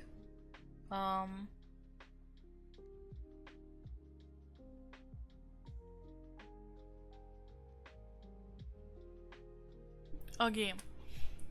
So what was it? RNT for Moni? 5. We are at 6 and the 5 is... Enemy loses 10, we lose 2. So enemy is down to 5. And it says if you lose any endurance points during this combat, do not subtract them from your endurance point to total. Instead, pick a number from the random number table. Mena, would you do us the honor to type RNT?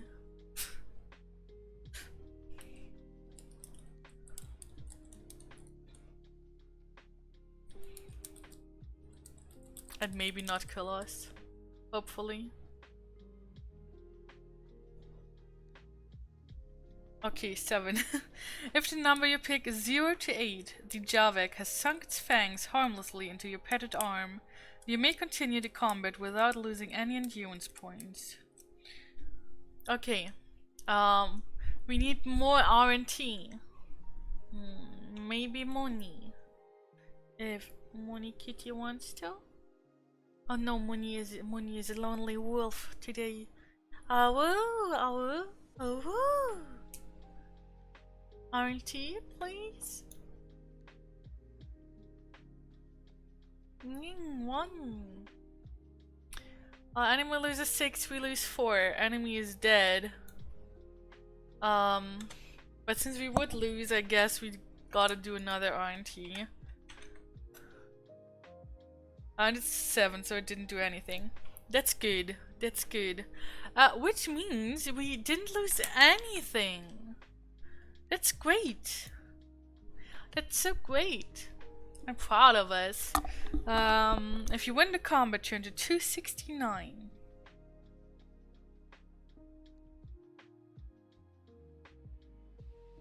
You reach a tunnel on the far side of the chasm and follow it for many miles. You eventually arrive at an enormous chamber, the ceiling of which towers 500 feet above you. An icy wind blowing through the many fissures that crack the ceiling whips around the hall. If you wish to search for a way of climbing up and out through the fissure, turn to there. If you decide to press on and look for an exit on the far side of the hall, turn there. Do we climb or do we look at the other side?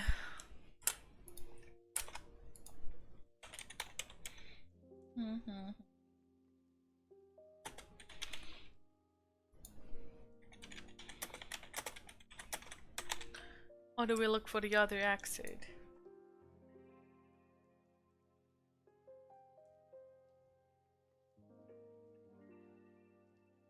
I mean, it's 500 feet above us, the fissure, so it seems pretty dangerous. And also, I shall take a break because it's been almost 2 hours and I need to walk around for a little bit, okay?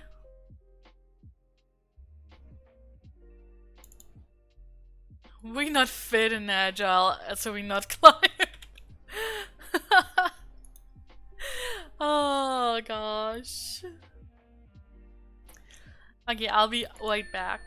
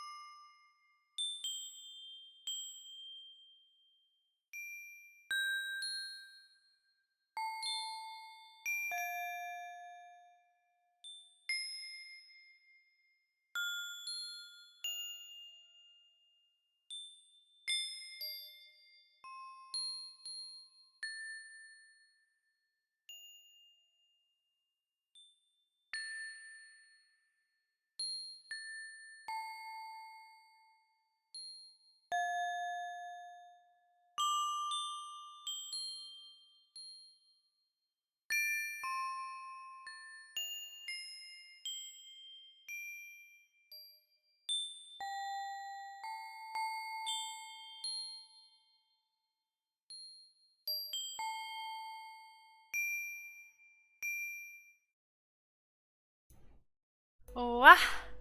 Sorry for being a little bit late. I made myself some iced matcha latte, so sorry for being late.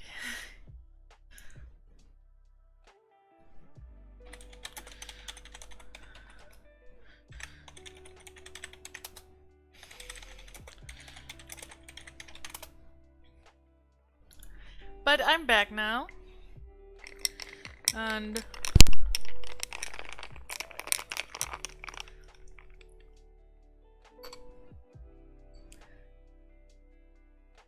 oh, Moni, why are you doing R&T? Hello, Moni, I'm back. I am back. Back.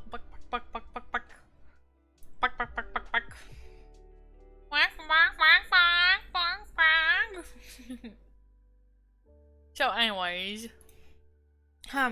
we decided to not climb up and look for another exit, so we turned to 182. Confused kitty wolf.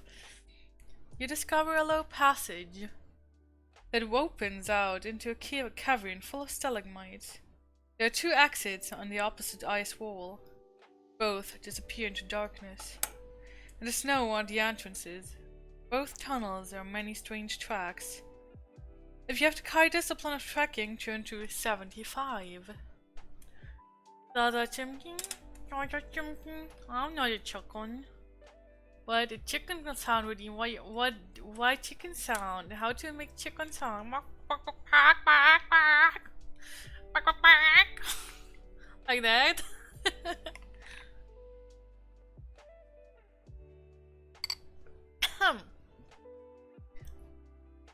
We turn to 75 because we have tracking. The tracks have been made by dangerous and carnivorous creatures called Bagnar. If you run into them in the confines of a dark and narrow tunnel, your chances of survival will be very slim indeed.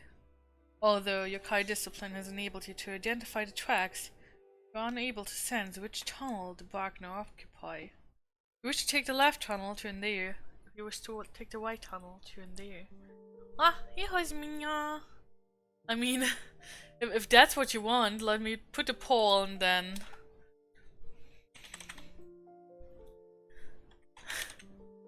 put the poll and then do a redeem for that. Tunnel points.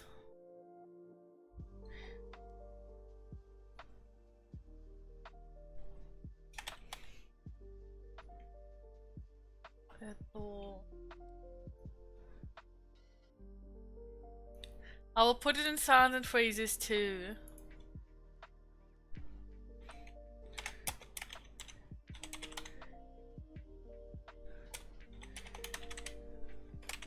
Chicken noises.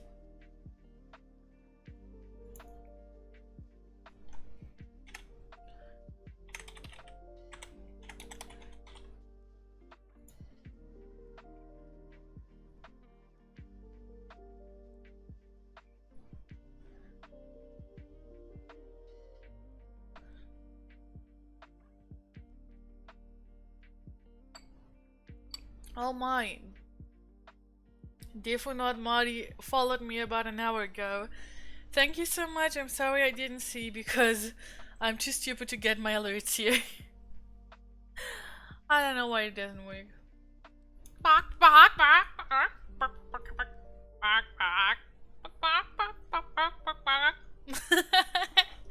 It's so weird, oh my gosh. I guess we turn white because only one person voted and they voted white. So white we go. 114. You have covered less than 50 yards when you arrive at another cavern. Lying upon a raised dais of ice in the center of the frozen chamber is a Bagnar, a fierce and carnivorous ice creature. It seems to be sound asleep. The remains of an animal lie scattered around the slab. In the far wall of the chamber lies another tunnel. If you have the high discipline of hunting, turn there. If you wish to creep stealthily past the Bagnar, turn there. If you wish to attack the creature, turn there. We do not have hunting, so we can either We can either creep stealthily past it or attack. Oh my gosh.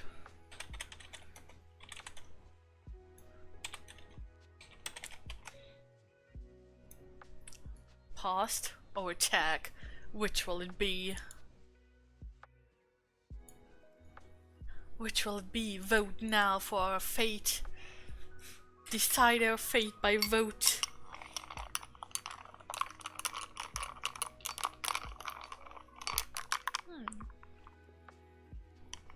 Also, have a nice sip of matcha latte. Maybe we can kill it easily, or it will wake up and be loud and get all the others there too. Or die quickly. Maybe we can kill it easily or die quickly. Mina. You just want the death count to go up, huh?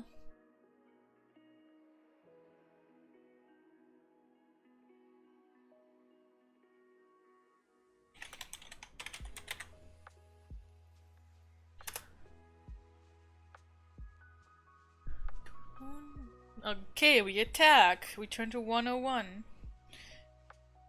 You are most fortunate that Bogner sleep long and deeply, sometimes for up to 3 days after a large meal.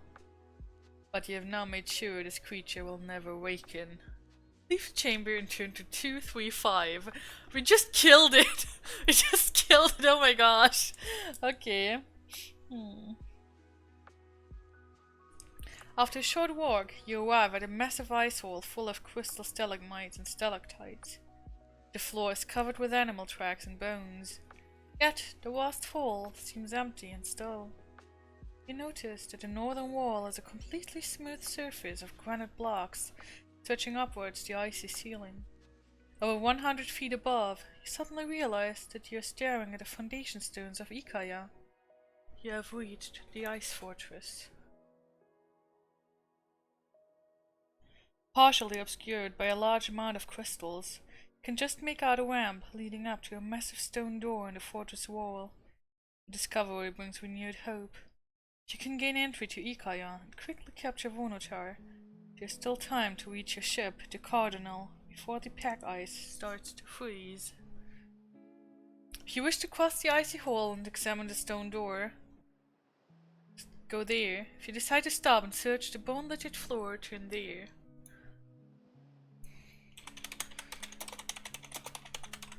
So we either search among the bones or cross to the door right away. I think this choice is obvious. I wonder if you guys think the same. You probably do. You've been with me for 2 of these, huh? Ah, so sad that Spawn isn't here.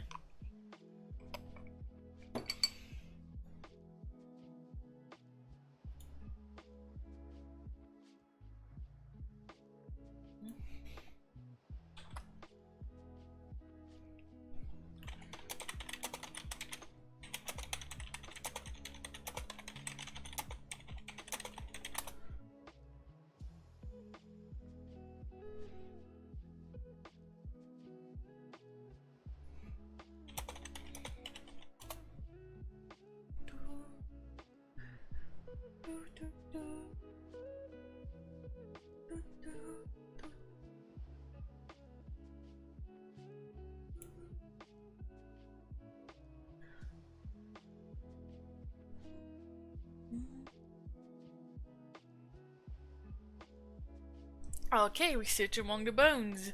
Nobody thought anything different, because that's the only thing that's making sense. Nothing else makes sense. Honestly, like this. Okay, let's go then.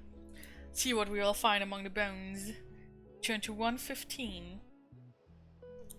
You discover that many of the bones scattered among the stalagmites are of human origin. Shattered skulls, skeletal hands, and rib cages lie half buried in the ice. You're about to abandon your search when a small box made of carved bone catches your eye. If you wish to open this box, turn there. If you prefer to leave it, you can examine the fortress door by turning to 52. Okay, 115 is small box. I got the feeling this might kill us if we look at it. I've got a bad feeling about this. We don't have the best memories of opening boxes. If I recall correctly, the last box we opened killed us.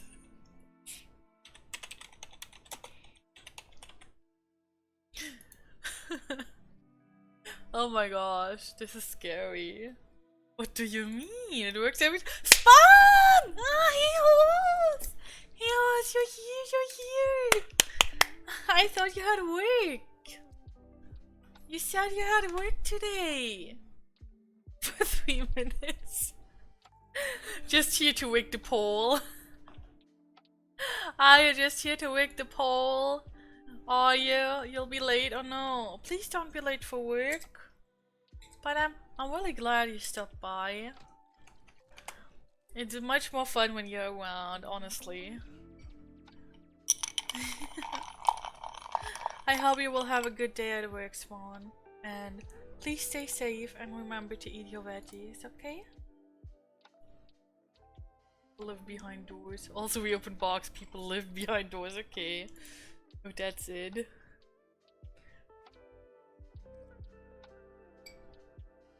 Lone wolf works alone. We have to go there then. Okay, we open the box. And turn to 218. The bone box contains a beautiful diamond. Its many facets gleam and sparkle, even in the dim half-light of the ice hall. In Sommerlund, a jewel of this size and quality would be worth thousands of crowns. If you wish to keep the diamond, slip it into your pocket and mark it on your action chart as a special item. I mean, I guess we found a diamond? Okay. I'm still a bit skeptical. But I guess we found a diamond then, okay. Special item. Diamond. Beautiful diamond.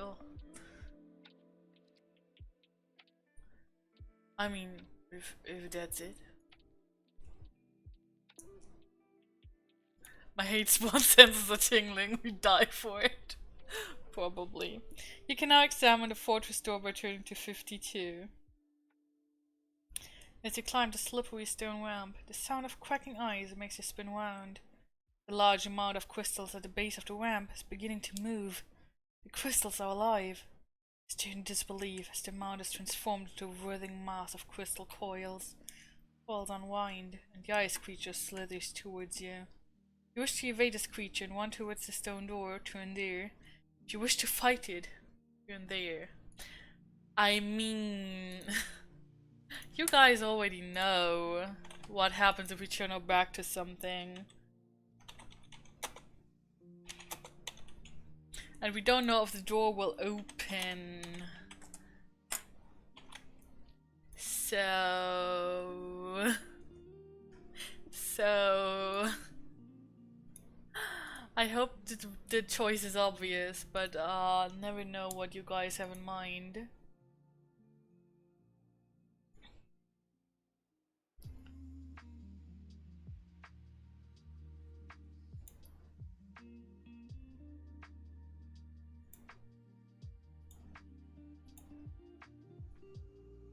Fighto, fighto! Fighto, fighto, fighto, fighto! Oh, yes!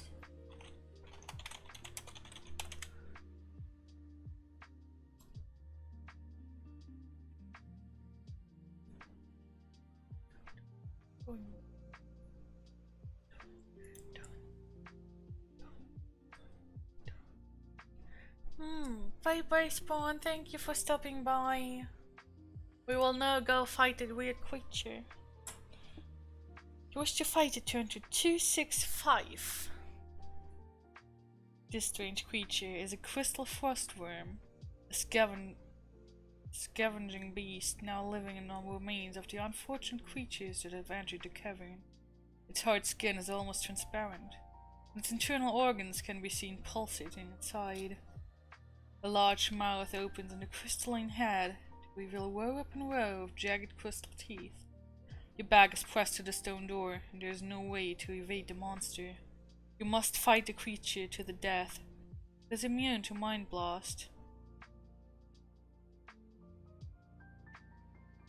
Combat skill 15 and endurance 30.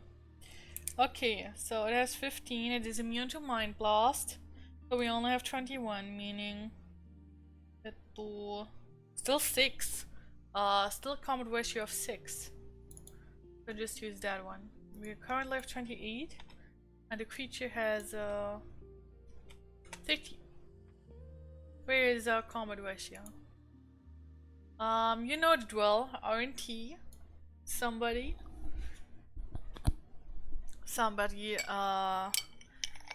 do the honors. Mina, 4. 4, 6. Enemy loses 9. We lose 2. Enemy has 21. We are at 26. Okay. I shall do next. 6. Enemy loses 11. We lose 1. Enemy is down to 10. We are down to 25. Is Moni here to R&T for us? I know Atsuki can't R&T. Or maybe somebody else wants to R&T. I'm fine with that. Anyone who's here can like just throw R&T into chat. Another 6. Enemy loses 11. We lose 1. Enemy is dead. We are at 24. Good job, guys. Good job. Good job indeed. Oh, good kill, Moni. Good kill, yes. If you win the combat, turn to 3. You watch with a mixture of fascination and revulsion as each segment of the creature shatters and then slowly dissolves into the ice. Soon, all that remains of the crystal frostworm are the undigested contents of its stomach. To your surprise, in the center of this mass of fetid flesh and bone, you can see the shank of an ornate silver key. If you wish to take this key, turn there. You would rather ignore it and look for a way to open the fortress door, turn there. Section without fight. And I don't think I actually have to make a poll,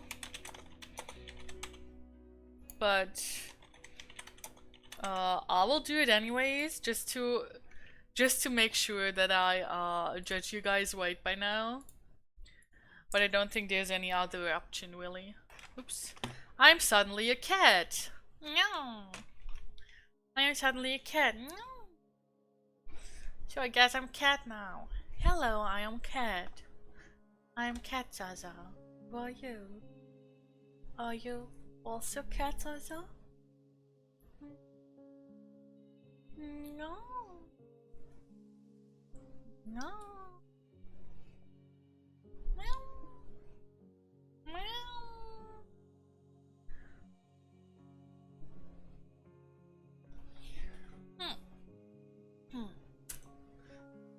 Meow. Meow.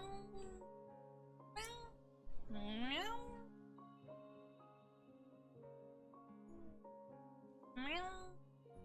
Meow. Yes, we take the key. Of course we do. Of course we do. We take the key and turn to 280. You hide the body under the staircase. Oh no, that's not it. Turn to 280 is what I said. The key is coated with a corrosive digestive acid that burns through your mittens and attacks your fingers. Lose 1 endurance point. You drop the key and plunge your hand into the snow to ease the pain. You still wish to keep the key, you can wipe it in the snow before placing it in your pocket. But remember to mark it on your action chart as a special item. We must now search for a way of opening the fortress door. I guess we don't recover one to, this time. Because we didn't fight, but we lost one, so -1 + 1 is 0. And we shall put it onto special items, because of course we keep it. I mean, what does this game take us for, as if we wouldn't keep it now? What was it? A small silver key, right? Ornate silver key.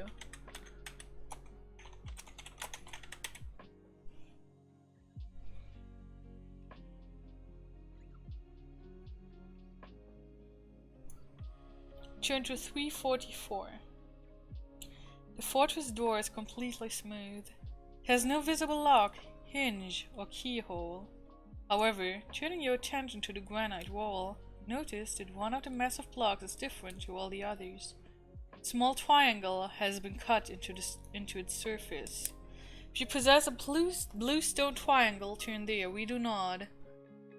Blue stone triangle. Question mark. We do not. If you do not, turn to 147. You search every square inch of the door. Oh, wait, we recovered one thingy. You search every square inch of the door and surrounding wall, but there appear to be no unusual features. You're examining the stone ramp when a loud roar freezes your blood. A Kalte has entered the ice hole. You turn to see the creature bounding towards you. Its jaws are wide open, revealing its barbed tongue. You cannot evade the Kalte, and you must fight it to the death. Combat skill 10, endurance 28. Wait, combat skill 10, and it's not immune to mind. So we have a ratio of 13. Guys, 13. That's like huge. 28. And we currently have 26. More fight, more fight, more fight. You know what it means. We need our team to fight the thing. Fight the thing, fight the thing. Fight the Kalte? Like, there's a little picture. It looks a bit like a lion. OP. Totally OP, yes. We might do an instant kill, depending on who does RNT. 6. Enemy loses 16, we lose 1. Enemy is down to 12. We are down to 25. Okay, we need one more. We need one more. I thought that thing would be stronger. It's so weak. It's so weak. Oh my gosh. Okay, Moni is too slow. I will do it. Enemy is dead. We lose 1. Dead enemy. That was a rather quick battle.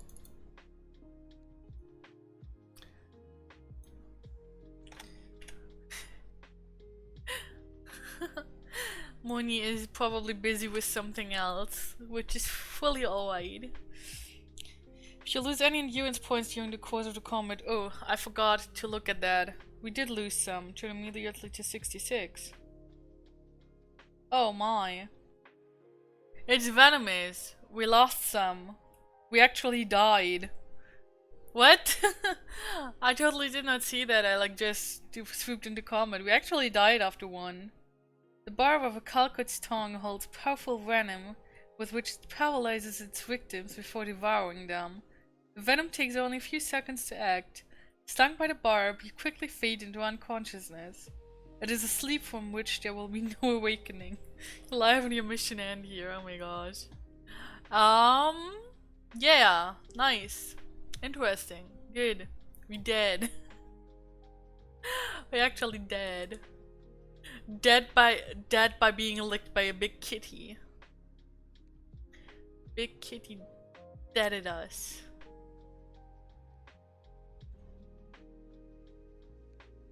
I'm too stupid to find deaths.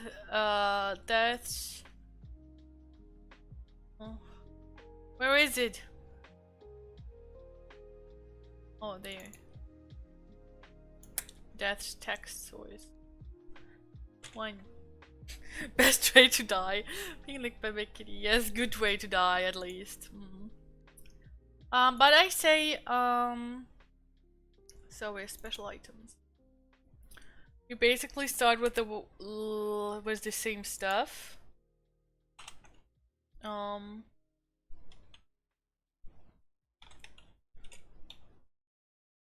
I will put the ones that we don't have right now because we have to start new into brackets.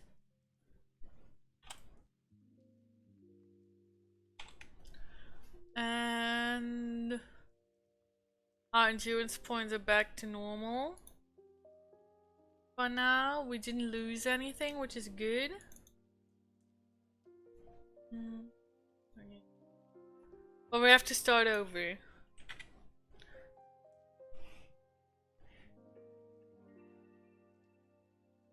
Oops. Sure.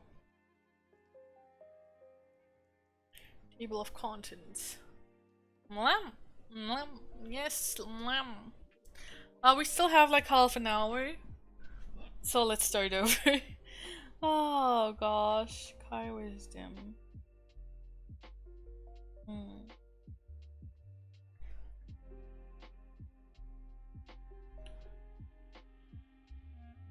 So, do we want to take the blue wood again, or do we want to go to the red wood?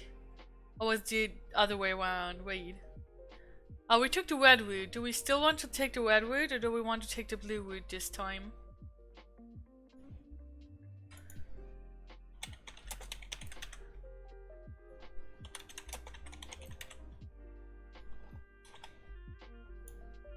Choose blue or red.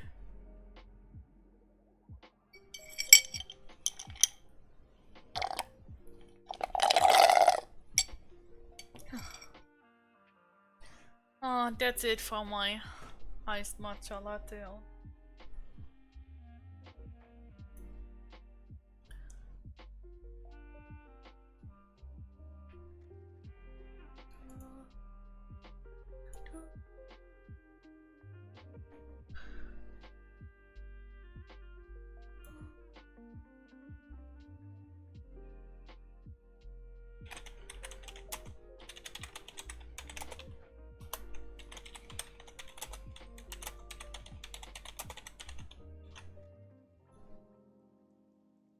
Oh, why am I angry?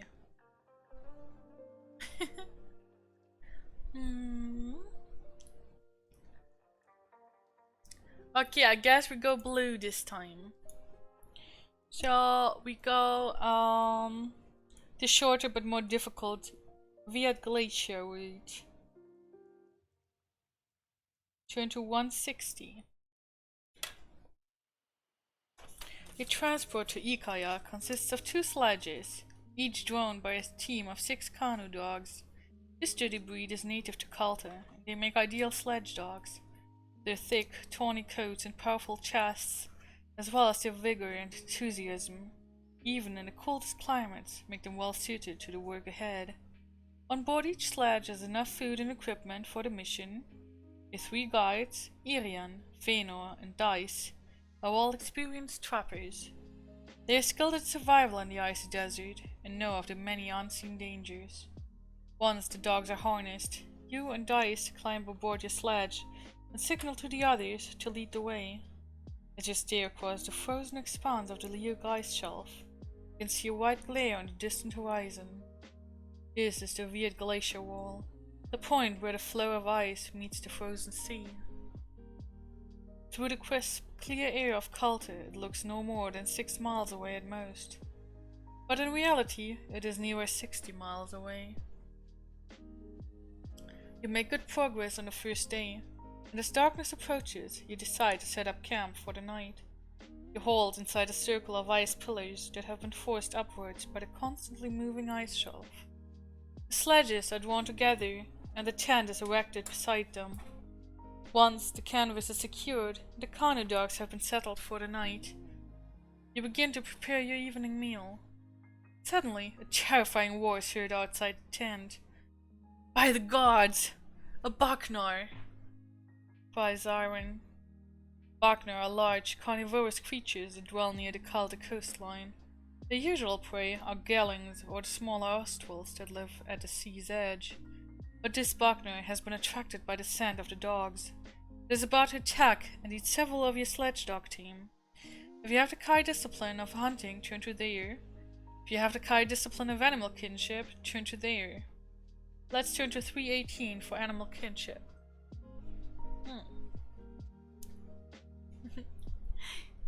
You can sense that the Bagnar is desperate for food. Your Kai discipline will be useless, but you will not be able to order it away from the camp now that it has detected the Kanu dogs. However, you know that Bagnar are fearless hunters. Fearless, except when it comes to one thing: fire. Grabbing a torch from a pile of equipment, you light it and race out of the tent. It is dark and snowing heavily, but a movement to your right betrays the Bagnar as it lopes towards you. It is preparing to pounce when the sight of the guttering flames makes it shriek in horror. A second later, it has turned and disappeared into the night. The Kanu dogs are safe, but to make sure that the Bagnar does not return, you agree to take it in turns to sit watch with a torch and a weapon. Turn to 134. No Bagnar oil this time, at least not yet. Wait. I said 134. The following morning, you awake at dawn to the welcome sight of Fëanor preparing a hot breakfast. He passes you a steaming bowl, and you gratefully eat its contents. Then you begin loading the equipment onto the sledges for today's journey.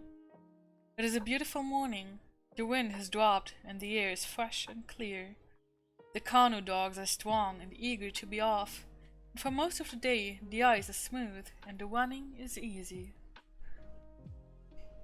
By nightfall you have reached Siam Island, a pinnacle of granite rising through the ice shelf to a height of 400 feet. If you look on the ice shelf, Siam Island is basically in the midst of it, on the upper right of the ice shelf. Close to where it goes to whatever that is that I can't see because there's blue marker over it. Oh my.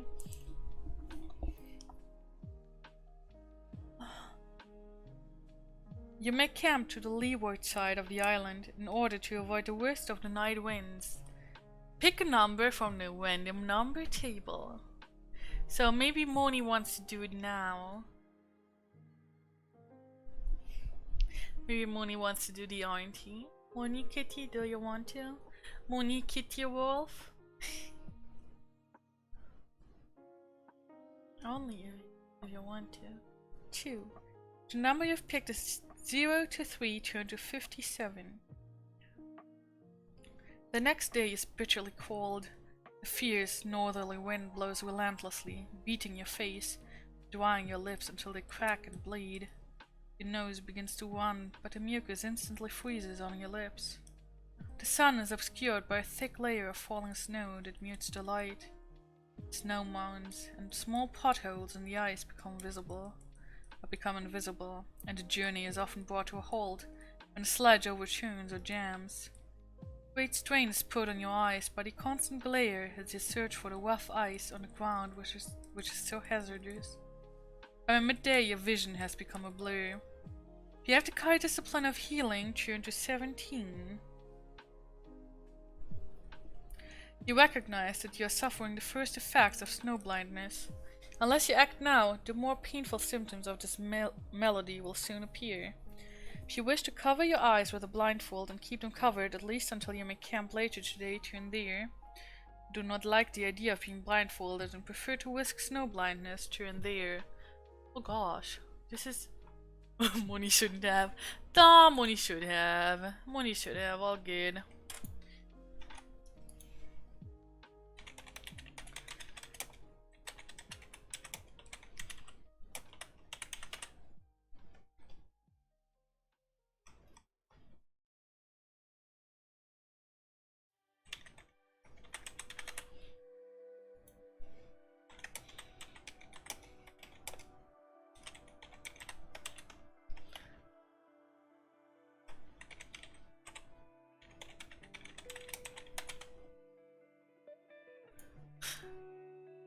We dead again? No, we're not dead yet.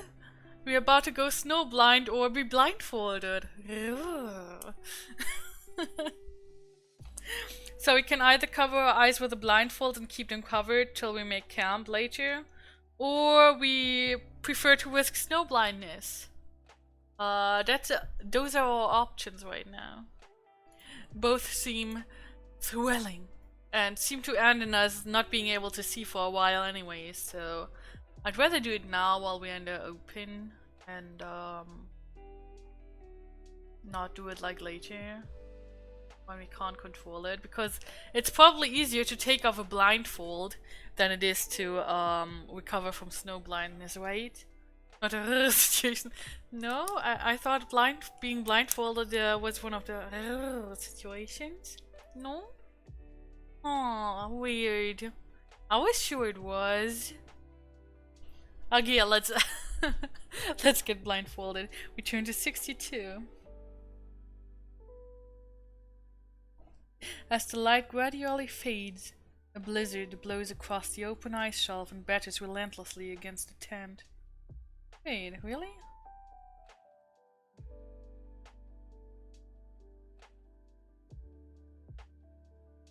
Yes, really. The flapping canvas and the pain in your fingers and toes are beginning to wear on your nerves. You wish you had never set foot in this icy hell.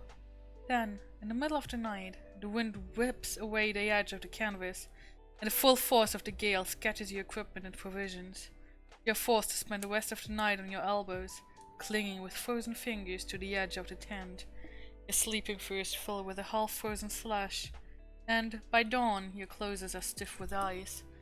You lose 3 endurance points. Make the necessary adjustment to your action chart before turning to 167. Lovely! How lovely! Oh my gosh.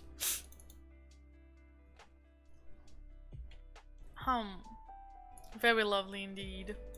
Well, it's a brrr situation. Not a brrr situation, but a brrr situation. 167. The gale gradually drops, the air clears, and the weird glacier is revealed in all its splendor. The even surface of the ice crystals looked like a carpet of snow glittering with gems of every hue. Yellow, violet, blue, green, orange, and crimson. Yet the crystals are of such brilliance they would put any jewel in the shade. The ice wall rises over 800 feet. For the main part, it is a smooth but very steep climb. Although the weather is fine, it takes the best part of a day to climb the glacier's edge. All of the equipment has to be unloaded and taken to the top of the glacier where it is repacked onto the sledges.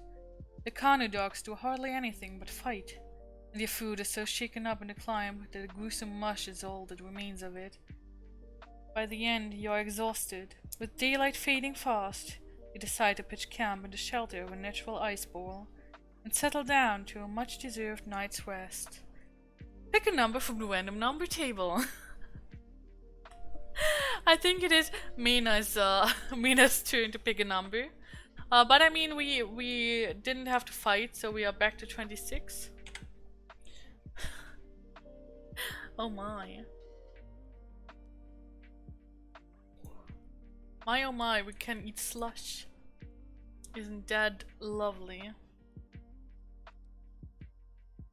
Lovely, lovely slush. Mush? Whatever. Mushy food, mushy food. Or on Temu because Mina is not available to do it. Oh no. Okay, 4. The number you have picked, 0 to 6, turn to 85. For 3 days and nights, you fight your way northwards across the tortuous glacier. Falls, bruises, cut chins, awkward crevices, razor-edged ice, and the constant bitter wind all conspire to sap your strength. However, you count yourself very lucky to have avoided the blizzard. But after a fatiguing trek, you eventually reach the shelter of Cloudmaker Mountain, in time to set up camp there for the night. Cloudmaker Mountain. Oh, that's where we circled The blue. Circle blue is Cloudmaker Mountain. This huge mountain is over 13,000 feet high and shaped like a geared shark's fin. As the cold west wind blows around its peak, great plumes of cloud trail away across the weird glacier. It is this strange phenomenon which gives the mountain its apt name. Oh, okay. You soon find an ideal campsite among the shattered fissures of the rock's strewn base. Quickly, the tent is up, and you are under canvas once again. You have left the tent to answer a call of nature when you discover purely by chance a faint glow of torchlight from a small crack in the rocks above. You have the high discipline of sixth sense to endear. If you wish to investigate the strange light, to endear. If you wish to ignore it and return to the tent, to endear. We do have sixth sense, also we didn't fight so we recover. Sixth sense, return to 98. You sense the presence of someone or something lurking inside the fissure, although you cannot tell if their intentions are good or evil. If you wish to explore the fissure, turn to there. If you wish to return to the tent, turn there. Another one without fight, we are back to full. And another pole. New pole, new pole. Do we explore or do we go back to tent? Please keep in mind, if we don't explore and go back to the tent, we do risk being attacked without knowing by what or whom. If we explore before they see us, or before they notice we've seen them, then that might be the better option, I'd say. Well, I don't know, in the end everyone decides together. That's how this goes, sadly. Means, I am at your mercy, but I can also blame you if things go wrong. So, it's not a win-win, but it's a plus or minus zero situation for me. I can blame everything on you, but then again, I can't decide for myself all the time. Oh well. Also, did I ever tell you how I love how my key is just like swinging around on my model? It's so cute. My cute key, I love it. Oh yeah, guys. I actually decided to commission a logo the other day to have a more clean look. Have a cleaner look. And it's almost done basically. I did get another update yesterday and I asked for one more change. They didn't get back to me after asking for that, so I guess I will probably get it today or tomorrow. Looking forward to it. It's really cute and clean looking. You will like it, I hope. Okay, we explored the fissure. Let's go. Turn to 49. You have climbed 15 feet to a thin ice ledge. From here you have a clear view of the fissure. You think you have caught a glimpse of someone when suddenly the ice goes away beneath your feet. You fall headlong in a tumble of granite and snow. You prepare yourself for the shock of impact, but you plunge straight into a crevice, hidden beneath a layer of powdery snow. You finally come to rest in a deep drift some 200 feet below the surface.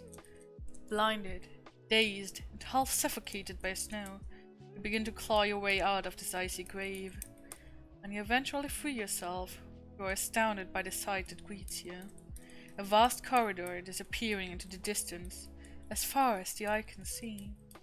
Huge stalactites of crystal hang from the icy ceiling, and the constant drip of melting snow fills the corridor with a strangely musical sound. You shout for help until your throat becomes dry and sore, but your guides do not hear you. You still have your weapons, gold crowns, and any special items, but you are without a backpack as it is still in your tent. Looking up, you see that the hole through which you have fallen is now just a tiny speck on the roof of the passage, You notice that the strange light of the ice corridors seems to come from large stone bowls hanging from the ceiling. These are Malara bowls, a source of eternal light discovered by the ancients many ages ago. You soon realize that your guides may never find out where you are, and quickly resolve to follow the passage in the hope of finding some other exit. After 2 hours of walking, you arrive at a junction where the passage splits in two. So we lost our backpack. Our backpack is gone. And we are in another cavern. Oh my gosh. Why are we falling into those all the time? How are we getting there? What the heck? No backpack, but gold. No backpack. Right now. So we don't have our meal right now. So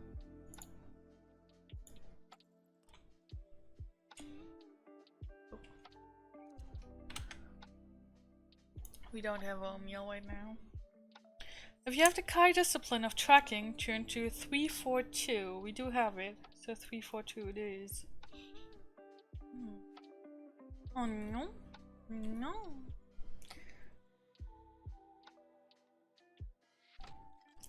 The Kai discipline of tracking reveals that the right tunnel heads east and the left tunnel heads north. You're now directly beneath Cloudmaker Mountain. Consult the map of Kalte before you decide which tunnel to enter. So we can go east or north. We are directly below Cloudmaker Mountain. So east would bring us to the other side of whatever that is. And north would basically bring us to Ikaya. But we don't know if the tunnel is going straight, right? We don't know where it might lead us. Even if it goes north now, maybe it will go east next time. Next turn. Or west. Or bring us somewhere else entirely. But then again, maybe we are connected to what we had in the first one. And we'll get where we need to anyways. Oh my. Okay, a pole. We go wherever you want me to go. Lone Wolf will go where the wind drives us. Wait, there's probably no wind in that cavern. We'll see. We'll see. You can vote and decide where to go.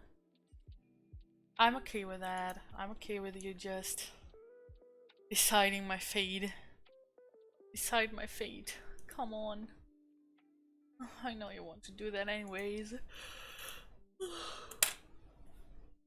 Wow. Stretch. Stretch while you decide.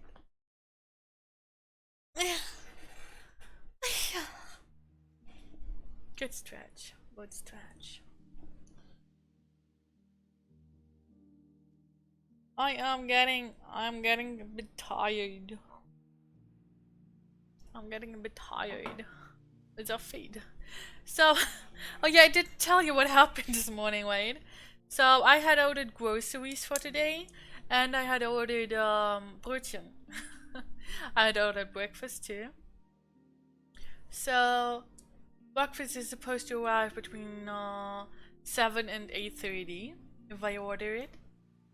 And at my birthday was the first time we ordered.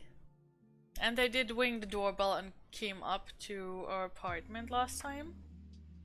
So this morning I got a mail from the grocery store that they would be here between like 11 to 12. So I was like, okay, I will get up. My alarm was going off at 7:30. I will get up and wait for breakfast to arrive and then go back to bed till 11. But the doorbell never rang. Never rang. Like at 9 I was like, this is weird. It should be done, and I didn't have any message or anything. And then I was like, oh well, I know like normally if they deliver to like houses, not apartment buildings but houses, they just leave it at the front door. So I was like, oh, who knows? So I went down and looked, and they actually did put it in front of the door outside. So I waited for nothing. But by then, like, it was 9, as I said, so I was up a bit longer than I intended. But by then I was like in full grasp of the drawing demon, drawing key in an key-chan in an oversized sweater. So I had to finish that first. They only got like an hour of nap time, not even fully an hour, because someone was being clingy, and I couldn't fall asleep right away. So my nap was a bit short. Oh, yes, but it's okay, it's okay. So we have to go north, because that's what you guys decided. North we go. We turn north, turn to 284.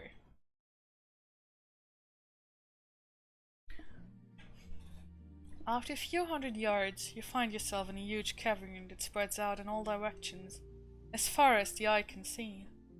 You have entered the caverns of Kalte, and are now looking at an uncharted world that few Sommerlanding have ever seen. This massive underground labyrinth was constructed by the ancients many ages before the Sommerlandings had footed Magnamon. Its wide avenues, temples and arenas once echoed to the sounds of a race of creatures for whom the ice was a natural home. Mlar bowls still hang from the ceiling, bathing the caverns in their eternal light. This seems familiar. This seems very familiar. I wonder why. Why does this seem so familiar? Oh my gosh. Trek steadily northwards for nearly 6 hours until you arrive at the bank of a fast-flowing meltwater river. On the opposite bank, you see a tunnel leading off into the distance. You can find no apparent way of crossing the deep water, except by using the ice floes bobbing up and down on the surface. By jumping from one floe to the next, you could get to the opposite bank, but it will not be easy. You will have to jump at least 3 of the icy slabs to reach the other side. Pick a number from the random number table. Okay, somebody pick a number from the random number table. Not again. Not again. Oh no. Oh no. I mean, if we can remember what we did before, we basically know where to go, I'd say. So... 3. Oh my. You don't have that. We have more than 8 endurance points. But 3 is still the other choice from what we had before.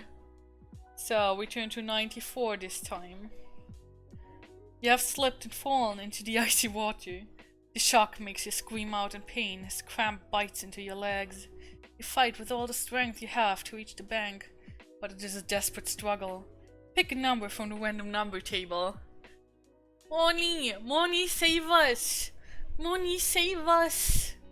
Oh my gosh, please save us. Save us, Moni.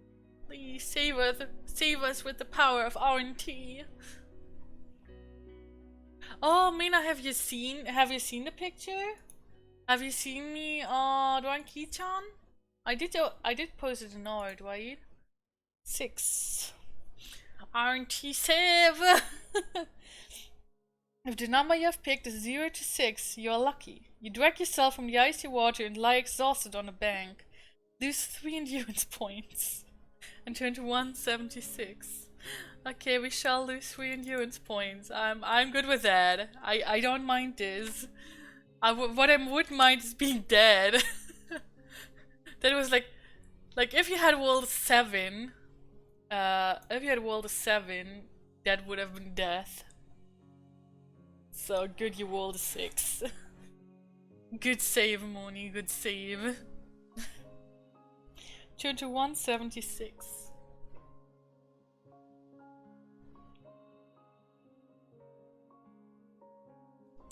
Running for the tunnel entrance, you quickly leave the icy river far behind. You follow the tunnel for countless hours as it bends its way northwards. It becomes impossible to recall what hour of the day it is. The perpetual half-light of these caverns never changes. Oh wow, my TV. I don't have a remote for this stupid thing, and it's a newer TV. So it wants to switch off. Like, I have a TV for monitor, right? And then the other one, it wants to switch off every couple hours. So annoying. Through fissures in the wall of the tunnel, you catch glimpses of other chambers. You marvel at the sheer scale of the labyrinth. You're nearly asleep on your feet when you suddenly detect the aroma of cooked meat. It is coming from a chamber just a few yards ahead to your right. You're very hungry and must eat soon. So, I know what we did last time. So I wonder, should we or should we not? What should we do? Will we follow the smell of meat this time or not?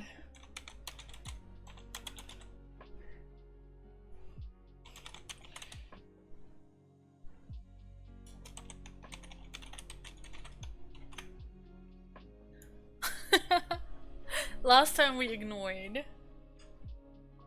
Last time we did ignore, so... Wow, oh my gosh.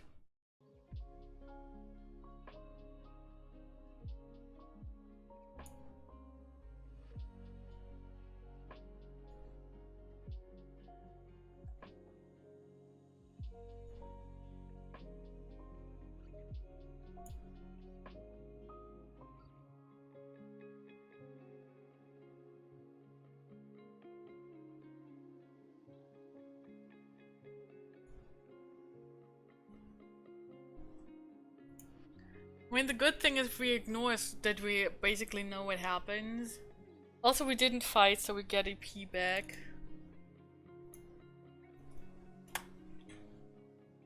But I guess you guys want to investigate this time, huh? At least seems like it.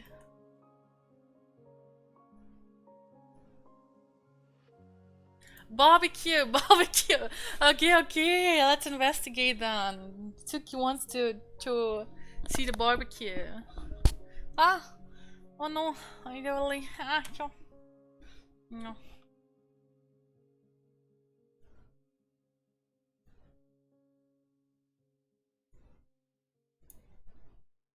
Barbecue! Barbecue! Turn to 5. Barbecue. You can see 2 men in ragged clothes huddled together beside a fire that seems to be burning inside a small metal bowl.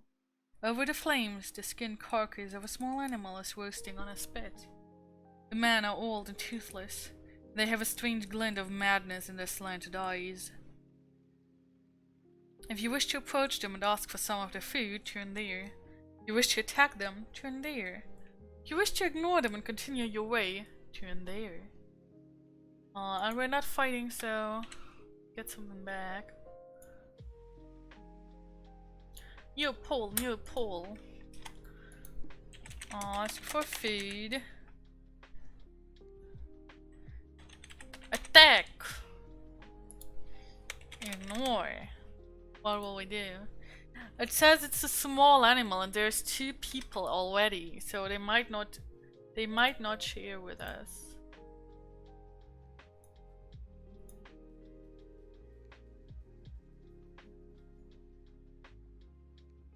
They might not share.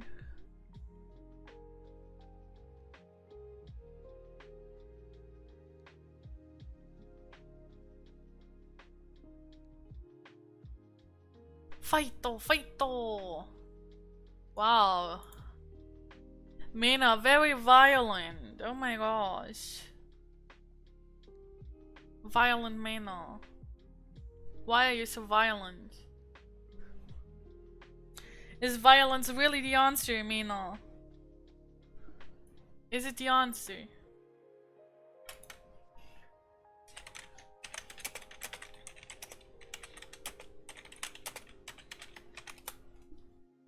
We ask for food. Food wins. Food. Next model should have a drooling toggle. Oh my gosh. Food. $2.95. On seeing you enter, the 2 old men jump to their feet and flee from the chamber along a smaller passageway. Their screams of panic echo loudly throughout the caverns. You're very hungry and quickly consume the cooked animal, pausing only to spit out the bones. You then notice that the fire is burning in a strange, half-spherical metal bowl. The other half of the sphere lies on the icy floor nearby. You find that both halves fit together perfectly. When you open it, you discover that the fire still burns inside. If you wish to keep this fire sphere, place it inside your jacket and mark it on your action chart as a special item. Wow, we got a fireball! Oh, wait. Mark it. A weird fireball. Also, we are not fighting.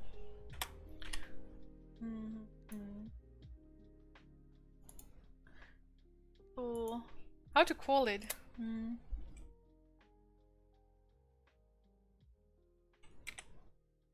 Metal fireball.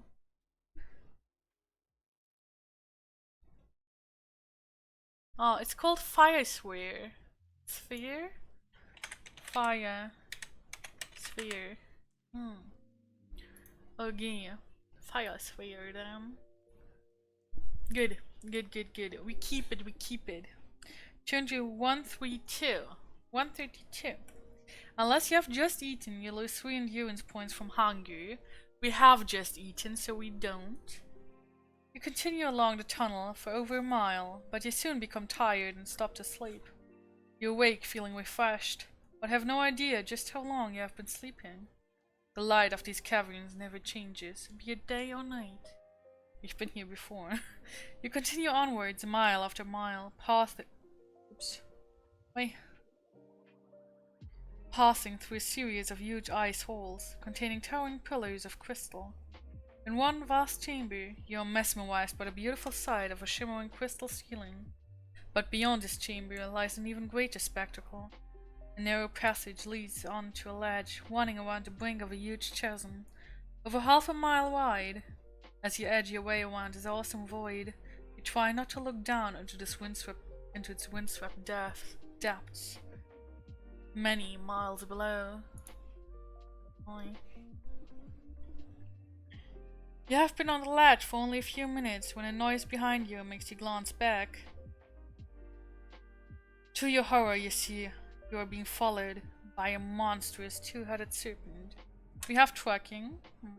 You turn to 229. If we only knew what we just consumed. I don't know. You recognize the serpent to be a Javik, a two-headed and deadly poisonous ice snake. As it slithers nearer, you can clearly see the open jaw of the second head and the yellow, curved fangs dripping with venom. It moves very quickly, and you know that you will not be able to outrun it along this narrow ledge. You possess a fire sphere tuned to 46. We do possess it. This is different from before. Okay, happy be right back, Mina.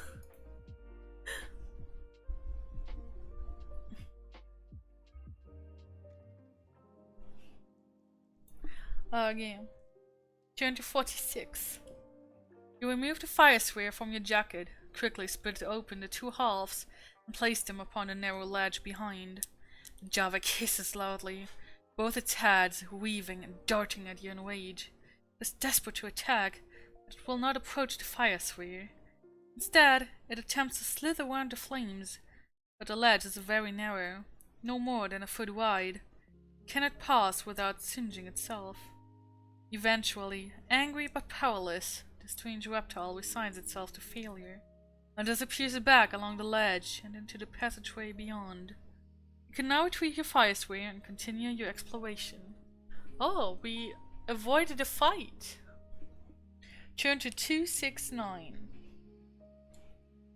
You reach a tunnel on the far side of the chasm and follow it for many miles. You eventually arrive at an enormous chamber, the ceiling of which towers 500 feet above you. An icy wind blowing through the many fissures that crack the ceiling whips around the hall. If you wish to search for a way of climbing up and out through the fissures, turn there. If you decide to press on and look for an exit on the far side of the hall, turn there. I mean, we know what we did last time, right? Right? Do we want to do it again, or do we want to try to climb? And possibly fall to our death. I don't remember which way we went last time though. This looks like D&D. Only that it's a single-player game book. Hello, San. How are you? We're playing Lone Wolf Book 3. It's old game book, old adventure game book, yes. Single player. And as we said, we are at Book 3, and the poll is just on to see if we try to climb out the chasm or try to look for an exit elsewhere. In the one before this, we looked for an exit elsewhere and did come pretty far until we got killed by the lick of a kitty. The kitty licked us and killed us with that. What a nice death it was. What a nice death. Indeed. But like, if we don't look for an exit, we might not find the beautiful diamond or the silver key. No? No. Okay, we try to climb. We turn to 335. You find that the icy rock face offers many handholds, but you cannot find a secure grip with your fur mittens on. But if you remove your mittens in order to climb, you know that frostbite is inevitable.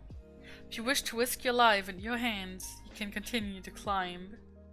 If you decide to abandon your climb, you can descend to the hole below and search for another exit.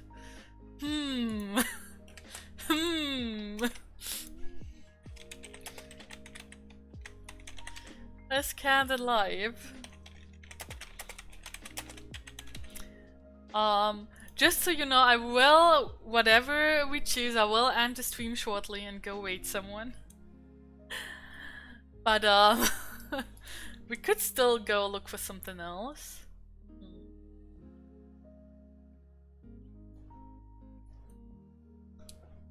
Since when? Let's try not to die climbing. Since when are we doing the obvious thing? Since when are we trying not to die? Mina, why are you chickening out now? Mina is a chicken and someone else is a chicken too. Wanting to opt out by looking for another exit. Too afraid that their little fingers will freeze. Wait, where's my...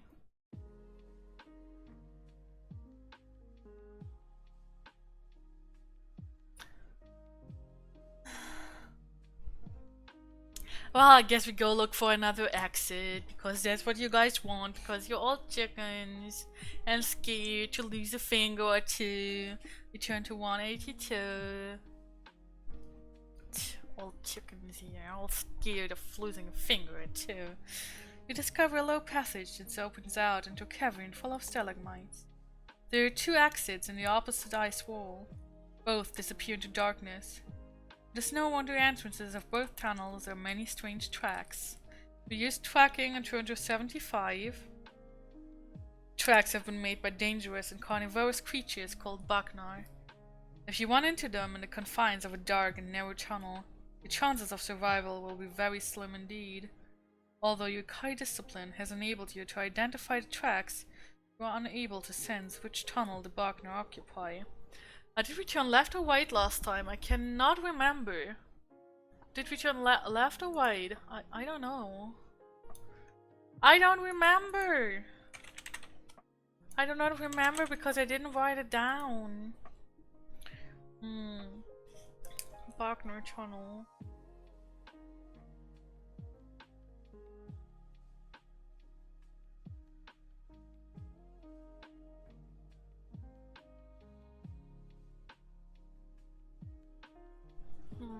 Do we go left? Do we go right? I do not remember where we went.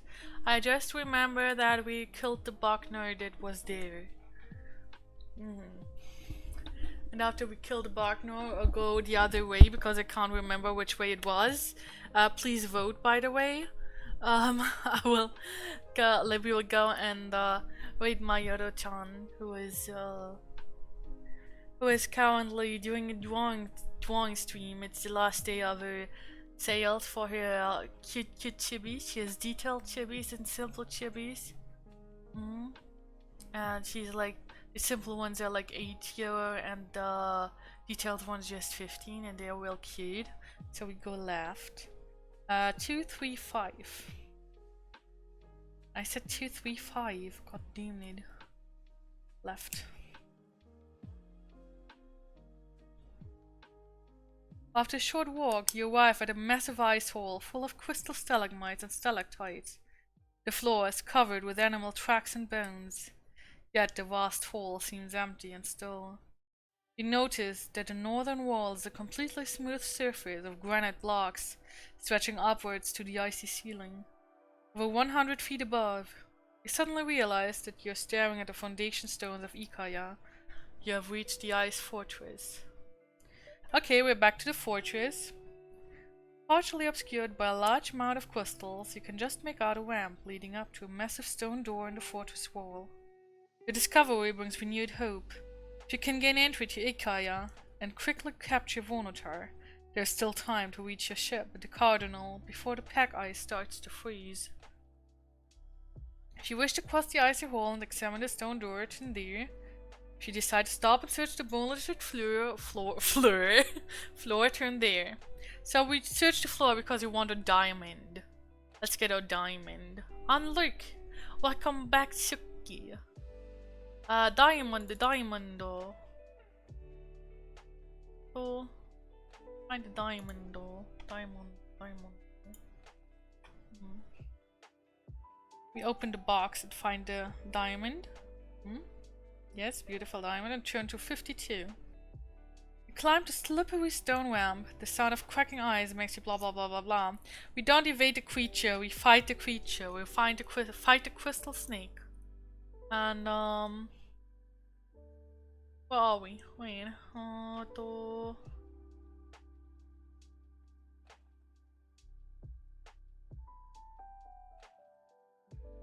We made it to IKEA. Let's get the meatballs. Combat ratio. We fight this crystal frost worm. It is immune to mind blast. What was it? It has 15 combat skill and 30 endurance. We have 11 plus 8 plus 2, so 21 combat skill. So it's 6 ratio of 6. Where is our combat 1? Ratio of 6. We currently have all our 28 endurance points, and the snake thingy has 30. And Tsuki, do you want to do it this time? Do you want to do R&T?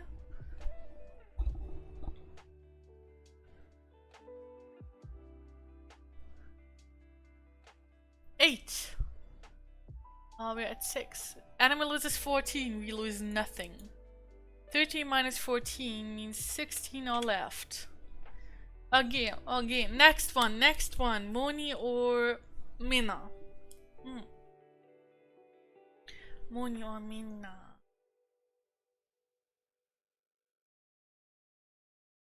Moni or Mina? No. 3. Enemy loses 8, we lose 3. One more. Also 3. We lose 3. Enemy loses 8. Enemy is dead. We turn to 3. We watch, and we wish to take the key. We will lose more, but we want the key. We want the key and turn to 280. We lose 1 endurance point, so we're at 21. Okay. Combat ratio can stay up. EP current is 21. But we will gain it again at the end of this, so who cares? Get the key back. Where is our special items? Maybe this time we will stay alive against that weird thingy. Ornate silver key. Change to 344. I said turn to 344, stupid e-reader. Oi! Now, okay. We don't have the blue stone triangle. We turn to 147. And research. And have to fight the thing, the Kalkoth. It's not immune to Mind Blast, so we are at 23 and it is at 10, so it's 13 combat ratio. And we're currently at one more than it shows there. Because we didn't fight last time. Combat 2. Are we at 23? That thing is at 28. And we have to somehow beat it without being bitten by it. Without being licked. If we get licked, we're dead. If we get licked, we're dead. Who wants to kill us? Who wants to kill us? Who does? Oh. Who wants to kill us? Who wants to do the honors? Tsuki. Tsuki kills us instantly. We dead. We dead. Death 2. Death 2. Oh no. Death 2. Death 2. Yes. I will reset. And special items.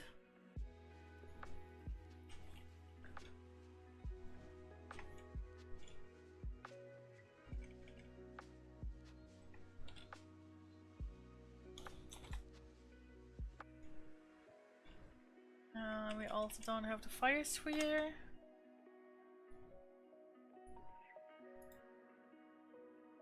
Oh my. Okay. I guess we died again. We died it. Let's go aid. Mayoro. Oh. Again. Oh, it says mature audiences. As I said, she's drawing right now. She has the sales to raise money for sterilizing her new kitten. So yeah, she has a mic off, so it's a rather calm one. Please be nice to her. I think her art is really cute. And have a great day, or a great night, or whatever it is for you. I will see you next time. I will put a new schedule tomorrow evening or on Monday. Bye bye. Bye bye bye bye bye.